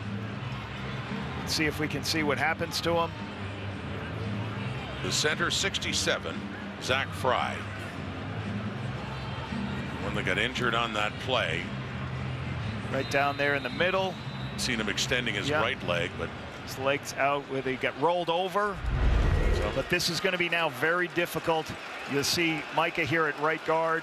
He's going to get these practices, reps at this every once in a while. Patchwork offensive line now for the Saskatchewan Roughriders, down, needing points, moving the ball, and a good gain on the ground. Right up Micah Johnson's way. Pick up there by Frankie Hickson, running right in behind. Look at that guy right there. So the one thing he does, he has some girth. What does he do? He just pushes down the line of scrimmage. He takes Woods and moves them. They cut behind him. So the O-line are telling you, we got your back. We'll tell you what to do. We're zoning to the right. We're zoning to the left. He's going to get probably minimal practice reps of this, if sometimes even just a walkthrough the day before the game to go through these scenarios. We were joking with Corey Mace earlier about Micah Johnson. Now he came to the Stampeders as a rookie. He'd been a linebacker. He didn't want to be a defensive lineman. That worked out okay. And so does this for Hickson. He picks that up and he gets it down, and looks like another first down. It is for the Saskatchewan Roughriders. So Micah Johnson was convinced to be a defensive tackle and an excellent one, and now he's getting a shot on the offensive line. Status quo. Throw checkdowns when everybody lifts. Right, be in manageable situations with the run game allows you to keep getting first downs. Let's get a look at our pass protection. What helps him is just get a wide body, put him, they're going to try to put him what's called the slide side, where he has help by the center. Try to do that as much as they can so he's not by himself in pass protection. Down inside the 23. Or inside the 20, I should say, and that one short yardage picked up. Not much there for Frankie Hickson that time around. 2nd and long coming up. The thing this does also hurt is it hurts the opportunity for Micah to go play on the other side of the football. And he's going to get a lot of time with the offensive line coach after these series. So that'll be interesting to see on the sidelines whether Micah is even utilized at all as a defensive lineman, or they just say, hey, stay with the O-line, spend time with the coaches, watch film as they're looking at their iPads on the sideline. Not the first time that Micah Johnson's been called into this situation this season. 2nd and 9. And Harris, end zone, bobbled, and it hits the turf. In a crowd, the Bombers looking for Emelis right underneath the goalpost, and it's 3rd down, and Brett Lother will be coming on to see if they can get 3 more on the board. Attacking the perimeter and attacking the outside. As he looks, he double clutches and goes on the outside throw. Dietrich Nichols, as a high player, makes a play on Emelis. Really good with his left hand, getting that long arm in to make a play on the ball. Love Dietrich Nichols, his ability to recognize routes and make breaks on the football. Brett Lother hit a 55-yarder just before. This is 30 yards closer, 25 yards away. And Lother pumps that one through as well. He's 2 for 2. 29-20 the score. Mystery with Strevler earlier this season when Zach was also injured. So from here on out, it's the Strevler show, guys. And Brett, back in week 5, the Bombers were 0-4 and Zach Collaros was hurt. Chris Strevler got his first start since 2019 in that game against Ottawa. A lot of running for the Bombers. He was 13 of 21, but he and Brady Oliveira tore it up in the ground, and Winnipeg did win that game. The only start for Strevler. On in relief now for Collaros, and gets it off to Nick Dembski up to the 50. Dembski was a touchdown in the first half in this game. Picks up a first down here. The game plan for the Riders is going to be blitzing and making Chris Strevler a throw. They blitz 2 people off the outside edge. He gets the throw to Dembski. Dembski beats the blitz. This is on another what's called behind the line of scrimmage throw. Gets it all the way up to get really good yardage. And that's what they're going to do. They're going to try to stop the run route as much as they can and force him to throw the football from second and long. And Lapo, you were the offensive coordinator for all those Strevler starts in 2018 and 19. Worked him well with Zach Collaros when Collaros arrived late in 2019, but you certainly saw a lot of him and coached him early on in his CFL career. Just got the ability to really, he threw the ball better than people give him credit for, but he's got the ability to run at a different level that guys don't have. Like when he pulls the ball down and goes, he's going to get a 10 to 12 yard football play. So he's got to just make good decisions with the football as he faces this unit, and the Riders got to make sure they protect the edges because he's going to be able to pull it and run. Trying to get Brady Oliveira going. He had a good pickup to set up a 2nd and 4, and he has the first down by the looks of things there inside the 50. And as mentioned in that game against Ottawa, with the dual threat to run the football, it really opened it up for Oliveira, and Strevler had a lot of yardage in that one on the ground. Yeah, the hardest thing for Strevy and trying to figure out, how do you attack him? You just got to make sure that I know you want to get Brady. I know you want to get eyes on Brady, but you also have to not allow Strevler to get around the edge of the defense, because if he does, it's going to be a big game. And so they can't key on Oliveira the way they did in the first half.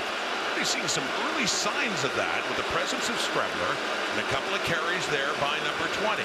Back in his hands again, feeling his way through, and another decent gain on first down for Oliveira. They'll set up a 2nd and short as he gets that inside the Rider 45 with Strevler in. No coincidence that Winnipeg's offense is turning to the ground.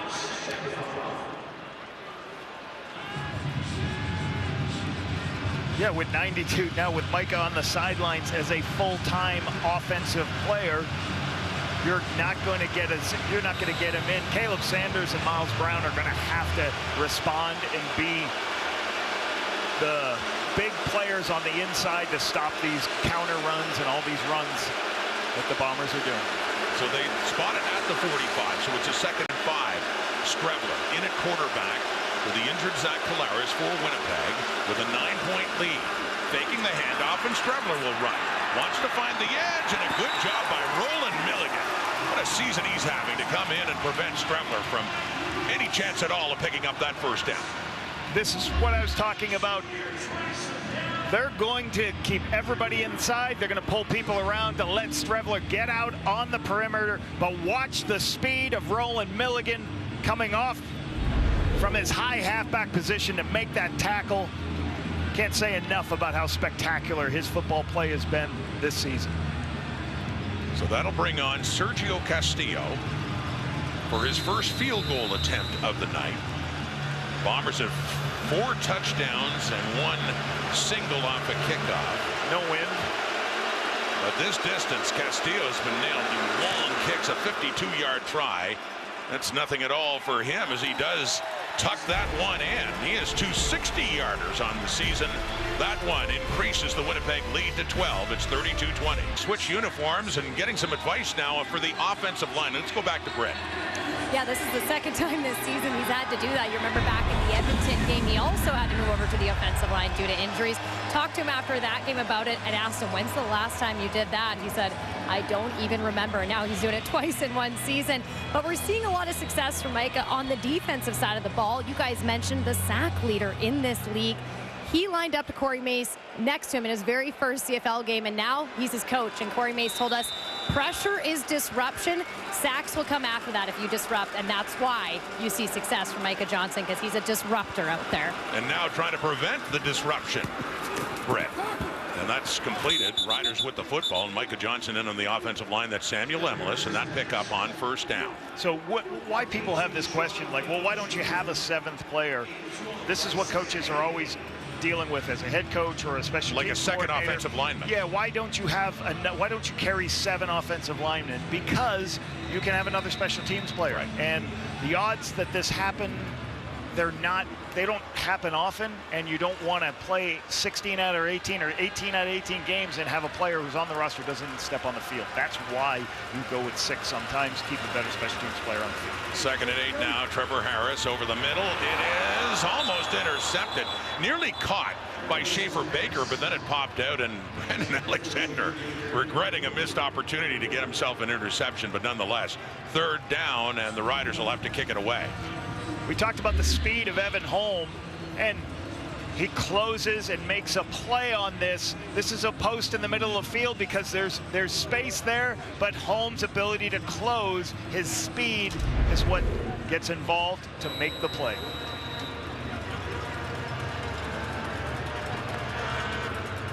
Adam Korsak inside Rider 30. So last couple of times they were able to get field goals out of their possessions. This time not. Lucky Whitehead at the Winnipeg 10. 58-yard punt by Korsak, and that return just up the sideline. Winnipeg about to take over on offense.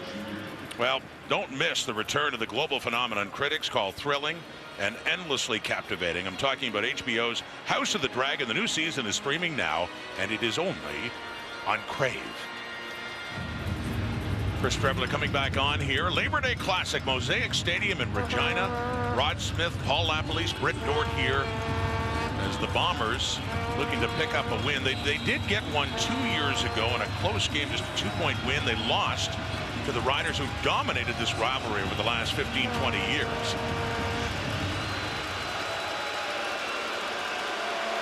But it is Winnipeg in the driver's seat right now. Strebler in for the injured Zach Collaros. Clock ticking down. Last play of the 3rd quarter. Brady Oliveira, the stiff arm there for Roland Milligan as he's sent out of bounds on that first down play and a pickup of 9.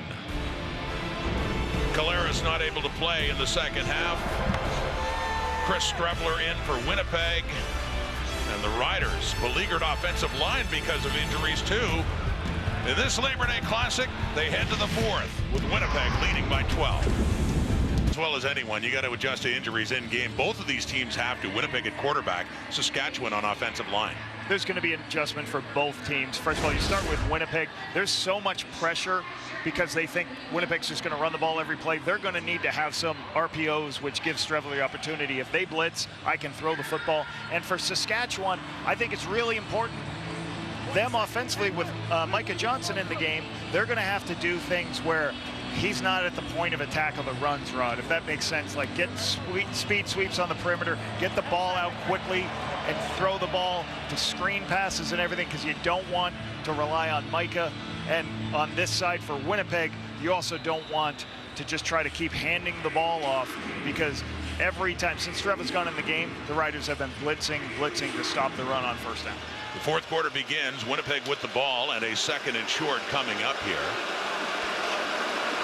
Chris Strebler short yardage quarterback, and his natural situation there to push a bit to the right and pick up that first down. Streveler throwing the ball in the second half, 2 for 3 for 19 yards. So, Lapo, you talked about it. See how much Winnipeg protecting a lead too and wanting to run that clock down, but 12 points they lead this one. See how their approach to the offense changes. That should be a conversation now of, hey, listen, we've got a decent lead. We've had a 12-point lead. Let's make sure we milk the clock as much as we can. If you could get rid of one possession for the Riders. This game is for first in the West, because if the Bombers win, they would tie BC by record, but they already have the season series won. And that's Brady Oliveira with a good carry to get up to about the 45. So another second and short, 3-4 yards to come here for Winnipeg. Now this is the West standings right now in a bizarre year where we came into Labor Day with no team above 500. The Lions beat the Red Blacks decisively yesterday in Touchdown Pacific. They're at 6-6. Riders committed 5-5-1. Winnipeg at 5-6. As mentioned, if the Bombers hang on, they would be tied with BC. However, it's amazing. Every team below 500 has not happened since 2001. Last time it happened. It's amazing. And of course, if the Riders can come back and win, they would overtake first place. But they got some work to do right now. It's in the Bombers' hands in a 2nd and 3, but good work up front. Saskatchewan not even close for Brady Oliveira there. It's a 3rd down and 3 punting unit coming on for the Bombers. You can see them going after Miles Brown and Caleb Sanders with Micah Johnson now playing offensive guard, and really good push up front and that's the hard part. When you run the ball on 2nd and 3, you just hope to get 2 yards so you can get to 3rd and 1, Rod, and you can still do the wedge. But great stop by the interior front of that Riders defense. Oh, Saskatchewan could use a big special teams play. They got the guy back there who can certainly do it, and Mario Alford. Jamison Sheehan inside his 35 gets that one away, and Alford on the run gets it inside the 20, up the sideline and tiptoes out at the 30 for Harris and that offense. Down 12 points. Micah Johnson, offensive lineman, getting ready to go to work again. Hey, it's Willie Jefferson, number 5 for the Winnipeg Blue Bombers. Patterson, pressure coming. Can he get away? No, they'll get there. Here's Rourke, look out, and he's taken back down. You're watching the Labor Day Classic on TSN. Let's go. Says Willie Jefferson. Interesting choice of green. What is he wearing? did he get the memo? What is he wearing green in a promo? Yeah, he used to play for the Riders. He knows both sides of this one.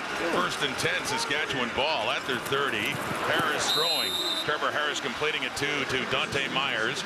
At his first CFL touchdown earlier back in the first half. But Willie Jefferson starring wherever he goes. Started his career with Edmonton.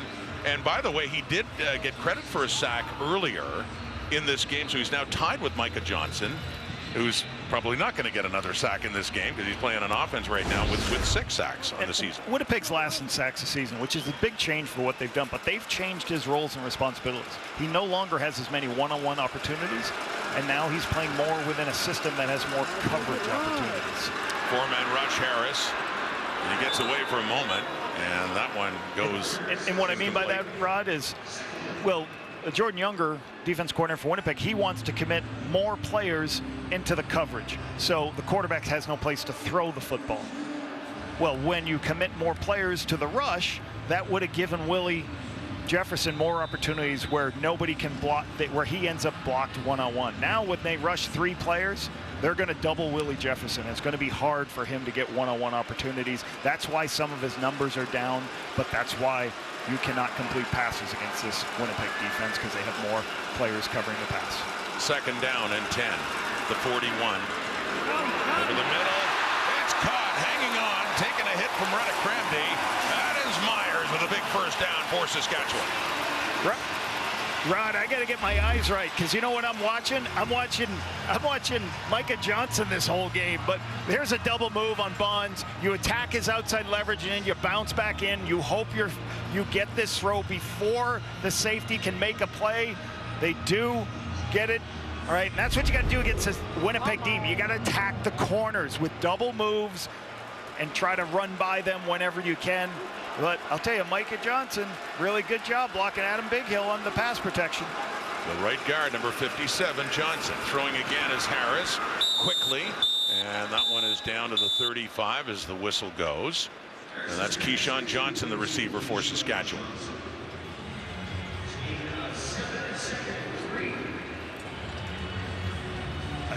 I like what they're trying to do. They're mixing up what they're doing. They're having some rhythm. We talked about this at the start of the half. Can they get back to rhythm football? Mark Mueller, you know, he's under it because he's got to figure out how many calls can I make. He's going to be throwing out any special plays, any trick plays are going to come out of the game plan because Micah obviously has not had any of those reps, and you don't really want to put him in that situation. 2nd and 3, quickly to the right. That's caught. Keeping his feet is Johnson. With a big first down for Saskatchewan, working it down towards the Bomber 15. Little fist bump there from Trevor Harris. Trevor Harris's ability to throw the ball on the perimeter with speed and quickness is what Winnipeg was worried about. Quick throws on the outside. And another nice block by Micah. Just staying in. Basically going to tell him, hey, you keep your feet in front, you take those long arms you have and grab onto those defensive linemen going to rush you. Winnipeg 16, Saskatchewan's down there. They're pressing. They're down 12. Handing off, Frankie Hickson working his way down to about the 12. Wrestled down there. We're in the 4th quarter. We're under 9 minutes to go. Bighill making his presence felt. This is one of the things they like to do. They like to they pressure off the edge, and that forces a handoff, and then Bighill is there to clean it up and come over the top to make the tackle. Great to have Bighill back. Yeah, for their ability to stop the run. Missed last week, Lapo, and a little surprise. The hamstring injury healing quickly as he's back in. What a force he is for Bomber D. Quickly again to Johnson inside the 10, down to about the 6-yard line. And depending on where they spot this football, we could be talking about a 1st and goal coming up here for the Riders. It is indeed a first down, Saskatchewan. Once again, ball out immediately, throw underneath the coverage. Johnson just turns north-south and gets the yardage. Again, if you get any yardage on first down, this is where you're at. What's really helping Micah Johnson is so much 3-man rush by this defense. He doesn't have to really pass protect against anybody. Riders knocking on the door, needing a touchdown. Little pump fake. End zone, touchdown. Johnson again.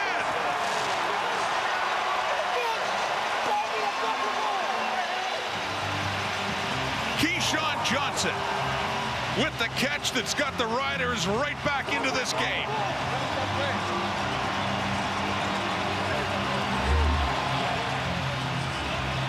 Willie Jefferson versus Micah Johnson, but the ball's out quick. You got a double team on there.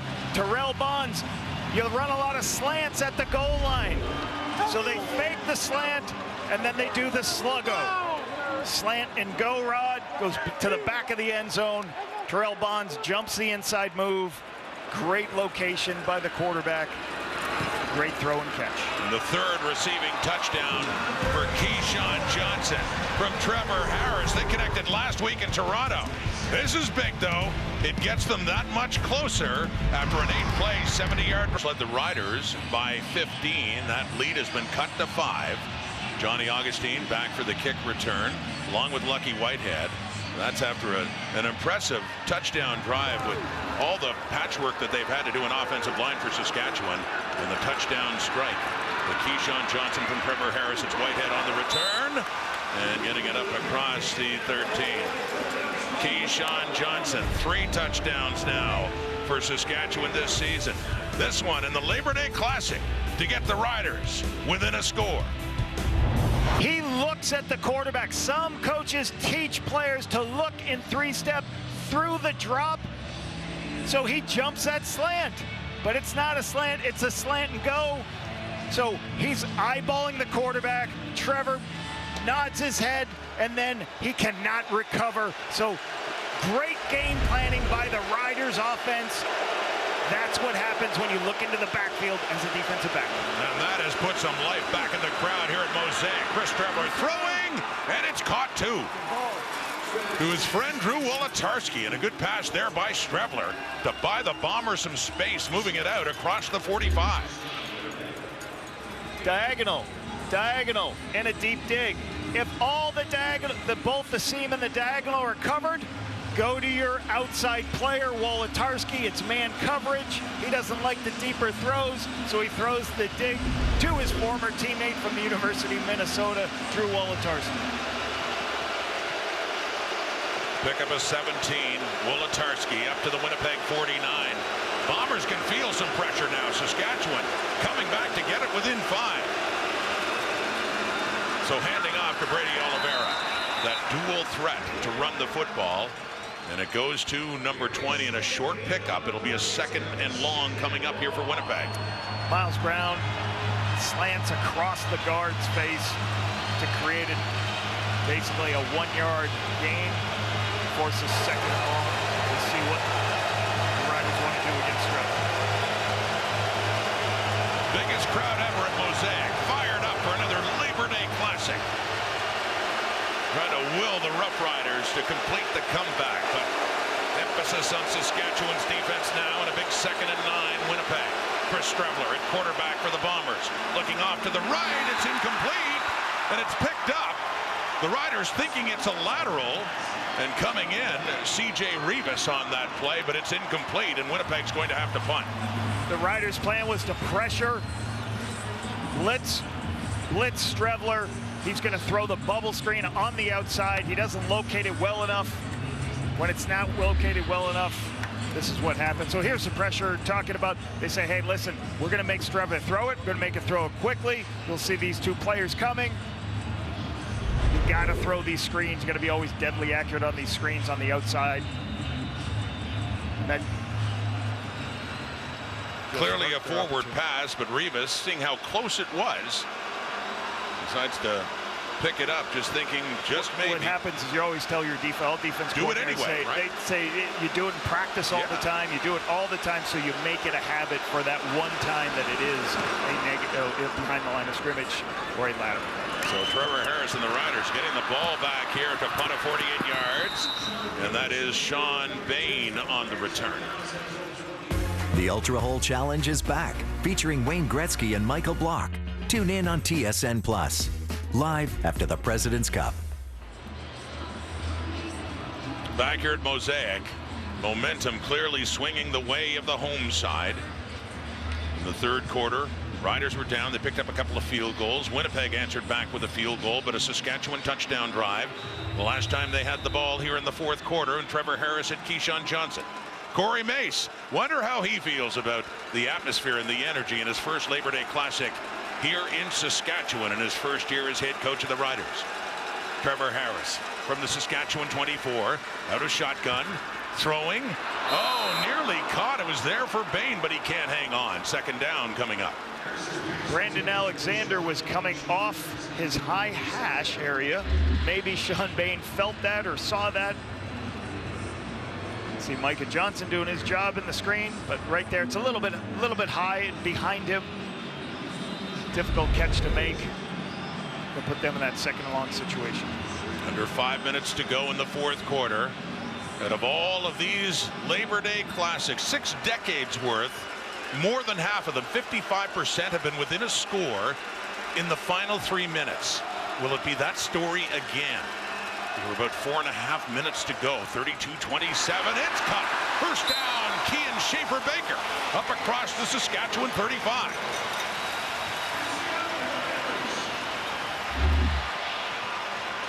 A dig, which a 12-yard in route. They move Hallett out of the way. Schaefer-Bacon's a big target in the middle of the field.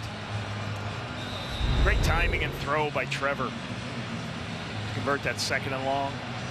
And again, I keep watching Micah Johnson on 2nd and long. Well, they're rushing with only 3 people, so he doesn't really have to do any pass protection. really it's put on the tackles in these long yardage situations. Logan Furlan, normally a guard, is the center, and they go left to Frankie Hickson, and Hickson gets it up around the 40, a gain of about 4 yards on the ground. But mentioning the center position, with Peter Godber getting hurt, his replacement, Zach Fry getting hurt as well, it is Furlan moving into center, as you talked about. Micah Johnson, defensive star, moving on to play offensive line. Zach Fry, his 3rd year at a Western, with his left arm in a sling. Snaps have been really good. You know, you're on your 3rd center, but the snaps have been fine. So that was Godber. Really good execution by the younger guys up front. Pressure coming, and it gets knocked at the line. We talked normally how the Bombers had been dropping back and not sending as much, and Adam Bighill is down. We were sending the heat that time, but that's another disturbing sight for the Bombers to see the great Adam Bighill injured again. As you said, Bighill is coming into the front side A gap. Frankie Hickson trying to make the block. What you do when the ball's coming, when you pressure and you cannot get home, you just throw your hand up and knock the ball down. I think when Frankie Hickson went to go block Biggie, I think Biggie went up in the air and came down on his leg. And the head coach Mike O'Shea coming out to check in on his star middle linebacker Adam Bighill. They already lost Zach Collaros to injury in the first half, and Bighill just back. It was timeout. With a hamstring injury before, and back from that, he's had calf injuries in the past, including one that really plagued him in the Grey Cup last year against Montreal. But there was occasions for myself, Rod, as an offensive coordinator, you know, with the Bombers all those years, I used to actually sometimes, maybe a day 3 or so, or in training camp, I used to kind of sneak into the back of the defensive meeting room and listen to those defensive meetings, and I was so impressed that Adam Bighill spoke as much as Richie Hall in those meetings. Like, he's just so intelligent, total understanding what everybody should be doing. Like having a coach on the field. Yeah, having another coach on the field, like you're saying, but just an outstanding leader, and everybody responded by him. And he was tied up with Micah Johnson, seeing him spin out to the right and grabbing the left leg area. I don't know. Frankie Hickson went in and looked to try to cut him to slow him down, and looked like that's what originally hurt him, and then when he landed on it. For the injury issues he's had, and applause here all around here at Mosaic for Adam Bighill, but it's been tough. Missed a couple of games this year with injuries and barely put weight on that, favoring the left leg, and Zach Collaros coming out to say a few words to him as well. But 2 of the biggest stars, not only this year for the Bombers, but the last few years in this generation of winning, Collaros and Bighill both out. They have forced the Riders to punt for Adam Korsak. Winnipeg still hanging on to a 5-point lead, and Lucky Whitehead is back inside the 30. Running off initially to the right, and then back to get this one at the 20. Whitehead breaks through. Good return. Still on his feet. Lucky Whitehead gets it up near midfield for Winnipeg for Strebler and company to come back out. A 32-yard return. Longest return of the season. Lucky Whitehead in Winnipeg. Best thing Lucky Whitehead does is he catches it. After the catch, he just gets north-south, jumps right inside here, and there's a big wall created. Really good work. Just keeps pushing it north-south. Some of those returns to the wide side of the field, Rod, they look great, but there's just too much space and they get run down. You like to go straight north-south when you can, get the big return. And let's face it, one of the big changes the Bombers this year compared to last is no Janarian Grant, and Whitehead is the 4th different returner. Winnipeg has tried to see if they can add some spice to that return game. Play this year, you're right. Yeah, missing that explosive play. Last play before the warning, and it is Nick Dembski breaking through, and good after the catch by Nick Dembski to get up close to another first down. He is in Saskatchewan territory. Love it. Get the ball to him on the perimeter. Let's go. Get around the defense. CTV was a big part of CFL broadcasting, and CTV is back. for the Banjo Bowl. These two teams to get it started on CTV's coverage for the balance of the season next Saturday in Winnipeg. What a way to start with these two rivals about to renew after this Labor Day clash. All those games on CTV, including East Final, East Semi before that in the Grey Cup. Labor Day Classic, like, look at this stadium, sold out crowd. It's great. This is what is so great about the Canadian Football League. And once again, within a possession, within a score, heading into the final three, 2:20 on the clock. Strebler handing off to Brady Oliveira, and charging in. And that's DeMarcus Fields, defensive back, he was slow to get up. He's down again after a big hit to stop Brady Oliveira. He got the worst of that, although he limits Oliveira to just a 1-yard gain. Brady's going to wind back all the way across the formation. As he starts to wind this back, there's a free defensive back. Fields is there to make the tackle. Right, squared shoulders. It's hard to. Brady's going to have a low center of gravity, so when Brady's going to hit you, he's going to have his shoulder down, and really going to deliver a blow. He's going to be the hammer, not the nail, Rod. And yet, a good stop by Fields. He did pay the price. The sacrifice there for the Rider defense as he is still down and getting some attention from the medical staff. Yeah, that's the hard part, trying to figure out, okay, the previous 1st and 10, what they do, they threw it out to Dembski when everyone expected the ball to go to Brady. Dembski makes somebody miss, first down.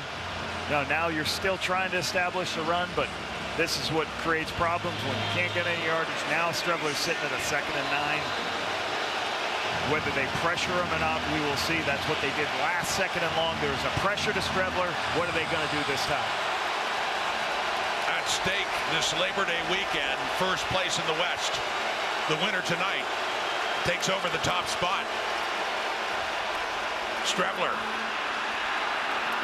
stringing him out, taking him down. Malik Carney to force a 3rd down now in what would appear to be a field goal situation coming up for Winnipeg. So there is another blitz. That's Saskatchewan's plan. They were going to blitz the quarterback, but as they blitz the quarterback, you're going to get 3 people coming besides the down guys.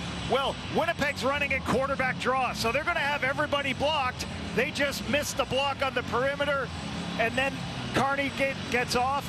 So you say, well, why is that? You know, it's 2nd and 9. Why aren't you throwing the ball? Why? Because they want to help the field goal range. They didn't want to lose any yardage getting a sack. They wanted to be in a better position to get as much yardage to help Calvillo. This will be a 56-yard try by Sergio Castillo. He's 8 for 10 this season from 50 plus, right down the middle and good again. Remarkable distance kicker in the Canadian Football League is Sergio Castillo, who pads his resume earlier this season at 2 of 60 yards. Barely missed earlier this season from 61. And he has 2 over 50 yards. He's 2 for 2 tonight, and a big 3 to make it an 8-point Winnipeg lead. And Rod, what I can say about Castillo and some of the great kickers obviously we have in this league now, with the rule changes that the league has put in place the last couple of years, and I know there's kickoffs now in the last 3 minutes, but through the course of a football game, when you can take the ball now at the 40-yard line for a majority of the game, you only need 2 first downs for some of these 50-plus field goal kickers. So that's one of the reasons I think there's more kicks. And, you know, the league has said, hey, we want to make sure there's more scoring. Well, hey, putting the ball at the 40-yard line a majority of the game, except for the last 3 minutes, has really been something to be able to take the ball at that point. 2 first downs, all of a sudden you got these great kickers, put you in position to get a field goal. Well, he is a 56. Remember, Brent Lother had one from midfield, 55 yards earlier for the Riders. I had it with Justin Medlock for 4 years. Like, we just get a couple first downs and we're going to kick a 50-yard field goal. Got a leg like that. So Saskatchewan ball, and taking it, Thomas Bertrand-Houdon right at the goal line. And Bertrand-Houdon, that return gets it up to the 20. It's still a 1-score game. The Riders trailing within 8 points, though, and Trevor Harris coming on. And it's getting critical now for Saskatchewan. You don't see many kickoff returners catch it over the top. Don doesn't get a lot of those reps, caught it over the top of his head. But this is a huge drive right now. right? How do they get in rhythm? What are they going to do? I assume the Bombers are going to play how they've played it all game, playing coverage. There has been a pressure the last 2 series. That's going to be the chess match right now, figuring out and getting productivity on 1st and 10. They have 1.5 minutes to drive down for a touchdown. 8 points behind. Trevor Harris going to work. And over the middle and down low for Emelis. That is complete, and a 1st down for Saskatchewan. Trying to work quickly. Tempo offense, 1:27 to go in the 4th. Hitting these little posts behind the Will linebacker, just kind of wrapping behind the linebacker, throwing it before the safety can get down to make the play. Trevor's done that throw 1,000 times. Harris to the left, caught wide open is Keyshawn Johnson, and find some room to get it down, get it up to the 45 Riders. Another 1st down, so working quickly here. They're going to be using coded words right now, telling everybody what to do. The hardest part for this right now is Micah Johnson. They're going to have to tell Micah what to do every play because he won't know any coded words if they're trying to go tempo, so they're going to have to communicate to him what play is being run.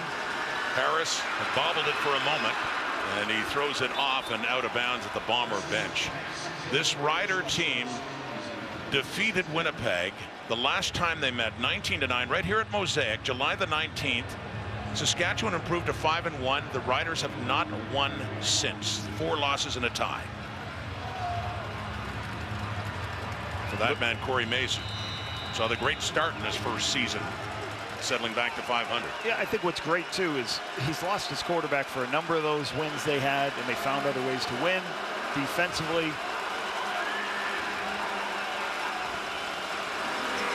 And 2nd and 10. Caught again. Cross midfield, Schaefer Baker. Another Saskatchewan 1st down. Attacking the outside, getting that throws where he knows he can take that kind of one-on-one throw on the perimeter. Makes the throw just in front of Terrell Bonds. And again, they're going fast, trying to call it. Willie Jefferson's now aligned over the center, so they're trying to get a mismatch on a young center with Willie Jefferson. And that one is caught by Johnson. Once again, Harris working quickly and getting just enough yardage again. An impressive drive here. Ho-hum, just another dramatic finish for the Saskatchewan Roughriders, who have had a slew of them so far in 24. A little bit too much rhythm right now for Trevor Harris. This is too easy for him. Will you see some pressure from the Bombers? Harris has thrown for 326 so far. And he completes that one again. Coverage was there. It was tight. Nichols was there, but that's Schaefer Baker, that rangy body, coming down with another catch. Yes, throwing the same skinny post in the middle of the field. You're right, Rod. A really big body player. I can go, okay, as everybody is expanded out, I'm going to throw it on the inside. 1st and 10, Winnipeg 31. Riders need a touchdown, nearly picked off. That was Tony Jones, the first one who had a shot at it, aiming for Emelis, but just off the fingertips of Jones. Tony Jones is going to be working out into this flat. Trevor sees this space right here. He's trying to throw it. Just gets his hand on, just about to make the play, but forces a 2nd and long anyways. That would have ended it. He could have got a little bit closer to that ball and picked it off. 34 seconds. 8-point difference. Riders need the end zone. It's a 2nd and 10 at the Winnipeg 31. It's caught. It's a Joe with his first catch in this game. Joe gets it inside the 30. This is a good throw because you know you're in 3-down territory, so you get half the distance here. So you put yourself in a very manageable 3rd and 5 or 3rd and 6 here. So you didn't have to get it all on that one because you know you're in what you call 3-down territory. We're going to take both shots. But now they got to get 6 yards here. And a timeout is called by the Riders just to make sure in a critical 3rd down. This would be ball game here. If they can't convert, get the 1st down. 29 seconds on the clock. A field goal's no good. They need a touchdown and a 2-point conversion. Trevor's scrambled a couple of times this game. Does Trevor use his legs? Or do the Bombers try to pressure? A year ago, Lothar hit a field goal to tie the game with 31 seconds left, and Saskatchewan ended up winning it in overtime with a touchdown and a 2-point conversion where the 2-point try failed for Winnipeg. That was then. 3-by-2 set here. Pressure look by the Bombers. Here we go. And they come. This is it. Blitz coming. And he got hit, and it's caught. It's caught right down at the 1 for Samuel Emelis. With Evan Holm there. Harris hit it. He threw the ball. And Emelis with a big catch here for the Riders. Unbelievable. At the 1-yard line making that play. The Riders added into their protection to give them that opportunity to get that spot. Spectacular throw and catch. That's what you do when it's cover 0, Rod. When there's, what is 0? No deep safety. You put the ball in the middle of the field. And it looked like they're checking the replay to see if he landed breaking the plane. But no, it was down at the 1, and so they'll run this play in short yardage here. Touchdown, flags out. Trevor Harris kept it. Broke the play to the goal line, but flags did come out. This probably will be offsides, Winnipeg, especially because they went tempo. They kind of ran right up to the line of scrimmage. They ran up at the line of scrimmage, so the Bombers had to adjust quickly too. You got to make sure you're onside, and I think you're going to see one of the Bombers offside, so that's going to give them a fresh set of downs.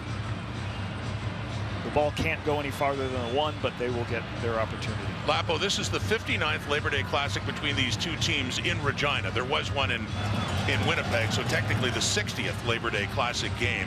Only one in history has gone to overtime. That was last year. If the Riders, assuming this penalty is against Winnipeg. The previous play is under review by the command center. Well, let's have another look here. There it is, right in the neutral zone. Okay. Now they're checking to see whether it was a touchdown. And I believe that'll be clearly a touchdown. He just needs to get the front plane of that thick goal line, and easily does that. Command center will be able to see some of these angles, tell us whether it's a touchdown or not. So as mentioned, only one of these Labor Day Classics between these two has gone to overtime. That was a year ago. They're a 2-point conversion away, by the looks of things, to tying this one. 14 seconds on the clock. After review, we have a touchdown. Offside, Winnipeg will be declined.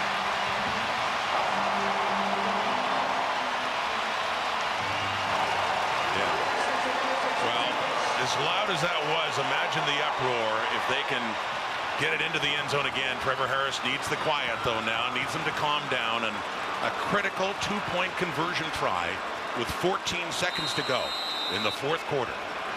Trying to get it to overtime for the 2nd straight year between Saskatchewan and Winnipeg. Here we go. Either they get the 2-point conversion, or the Bombers would win, Winnipeg. And the Bombers do take a timeout here. They get a chance to see the formation. They see the 3 receivers to the field, 2 to the boundary on that play. Get more conversation. Just get sorted out on what call they make. You can see Jordan Younger is now pulling, looks like BA over. Is that, yeah, Brandon Alexander, to have one final conversation on what they want to do. Teams on 2-point conversions, Rod, in the CFL usually play some 4-man, or they press you with what's called cover 0, where they blitz everybody like Winnipeg just did and try to overload the quarterback and make the ball out of his hand quickly. Here we go. They got the touchdown, but it's all for naught if they don't get this. They need the 2-point conversion to tie this game. Final seconds. Harris, end zone, knocked away. It hit Tony Jones. And the Bomber defense denies Saskatchewan in another Labor Day Classic finish. It looks like Winnipeg is going to hang on and get this victory with 14 seconds to go in the clock. They've hit this read post, this post in the middle of the field several times tonight, but watch, I think he predetermined, Trevor predetermined, can I get that word out? And then watch Jones right here, right underneath it to get the stop. Huge stop, huge opportunity. You know, Hats off to the Riders getting the touchdown versus the cover 0, but then they just don't make the play versus coverage. They made the play versus the blitz. They didn't make the play versus the coverage on the 2-point from the 3. That close for Trevor Harris after a 10-play touchdown drive got them to within 2 of forcing another overtime and a Labor Day Classic between these two. But what they have left with 14 seconds is the onside kick, and then they still need a miracle to get it down to try a field goal in such a short period of time. So the onside kick crew is ready, and look who's the deep back to catch the football. Big Willie Jefferson, one of the tallest, biggest guys they have. Hands team out. The lineman will block in front. And obviously we know the ball is for 10 yards. So Lother, the onside kick, up high. Willie Jefferson was the one going for it, and it bounced around, and the Riders had a chance to recover this. It appeared to go 10 yards. It appeared to be a great kick. It is Saskatchewan football. If it was a little, right, if it was a little bit deeper, it goes right to Willie. If it's a little bit shorter, it doesn't go to 10 yards.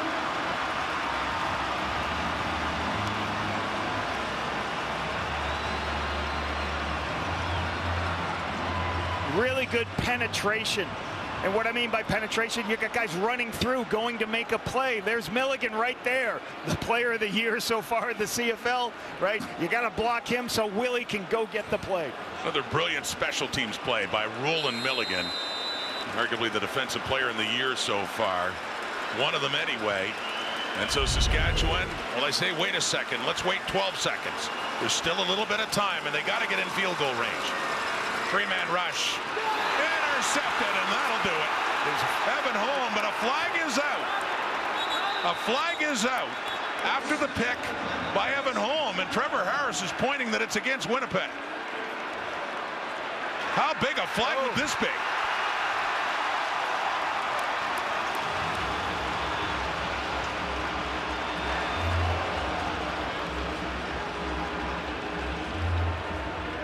Pass interference. Winnipeg. Spot on the foul. Oh my goodness. This changes everything. Brett Lawther's going to have a chance to win this game. 3 seconds on the clock.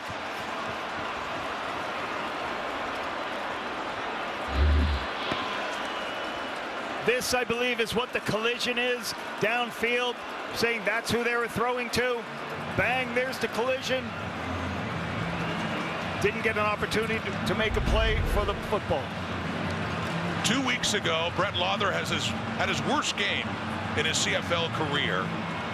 He was 4 for 4 last week, 5 for 5 in the Labor Day Classic last year. But what a spot for redemption. And he's already had a 55-yarder. So this, I mean, is certainly no gimme. This is a long kick. This is a 60-yard try. So I say redemption, but you can't fault somebody for not making a 60-yarder. What a moment it could be, though, if he makes it. For Lawther, who, as said, had a 55. With the contact at the 52, that's where they're placing it. So they put it down at the 52-yard line. Looked for a moment like it was going to be a little bit further down the field. Adam Korsak will put it down at the Rider 50. Still a long shot, but the Riders have a chance on the final play. Out and down and kicked. Has the accuracy, but it's short. Not quite enough for Lawther. But as said, can't fault him on that one. That is a long, long ways away. And Trevor Harris and the Riders in another Labor Day Classic come oh so close. But it's Winnipeg and Mike O'Shea with his 102nd career win to tie Bud Grant for first all-time among Bomber head coaches, as Winnipeg is now a 500 team after an 0-4 start. They lose Zach Collaros before halftime, but they're now technically, although tied with BC in the West standings, they have first place in the West by virtue of winning the season series against the Lions. An amazing win on the road, and what did it take? It played good, really good play by Zach Collaros in the first half. Took a score on special teams by for the second week in a row for this Winnipeg Blue Bombers football team, and a really good response, you know, with a couple of drives to get some field goals when Strevler had to go into the football game. And again, you got to make your stops. When you make your stops, the two-point conversion was huge, obviously. Well, it was an admirable comeback by Saskatchewan with the injuries they dealt with, and certainly Winnipeg dealing with theirs as well. The Riders started the season at 5-1, but they are now below 500 at 5-6-1. And you talk about important games, they have another one next week, the rematch, the Banjo Bowl, to decide the season series between Winnipeg and Saskatchewan. OK Tire Labor Day weekend. A doubleheader coming up tomorrow. Thank you for watching this Labor Day Classic from Regina. SportsCenter is next on TSN.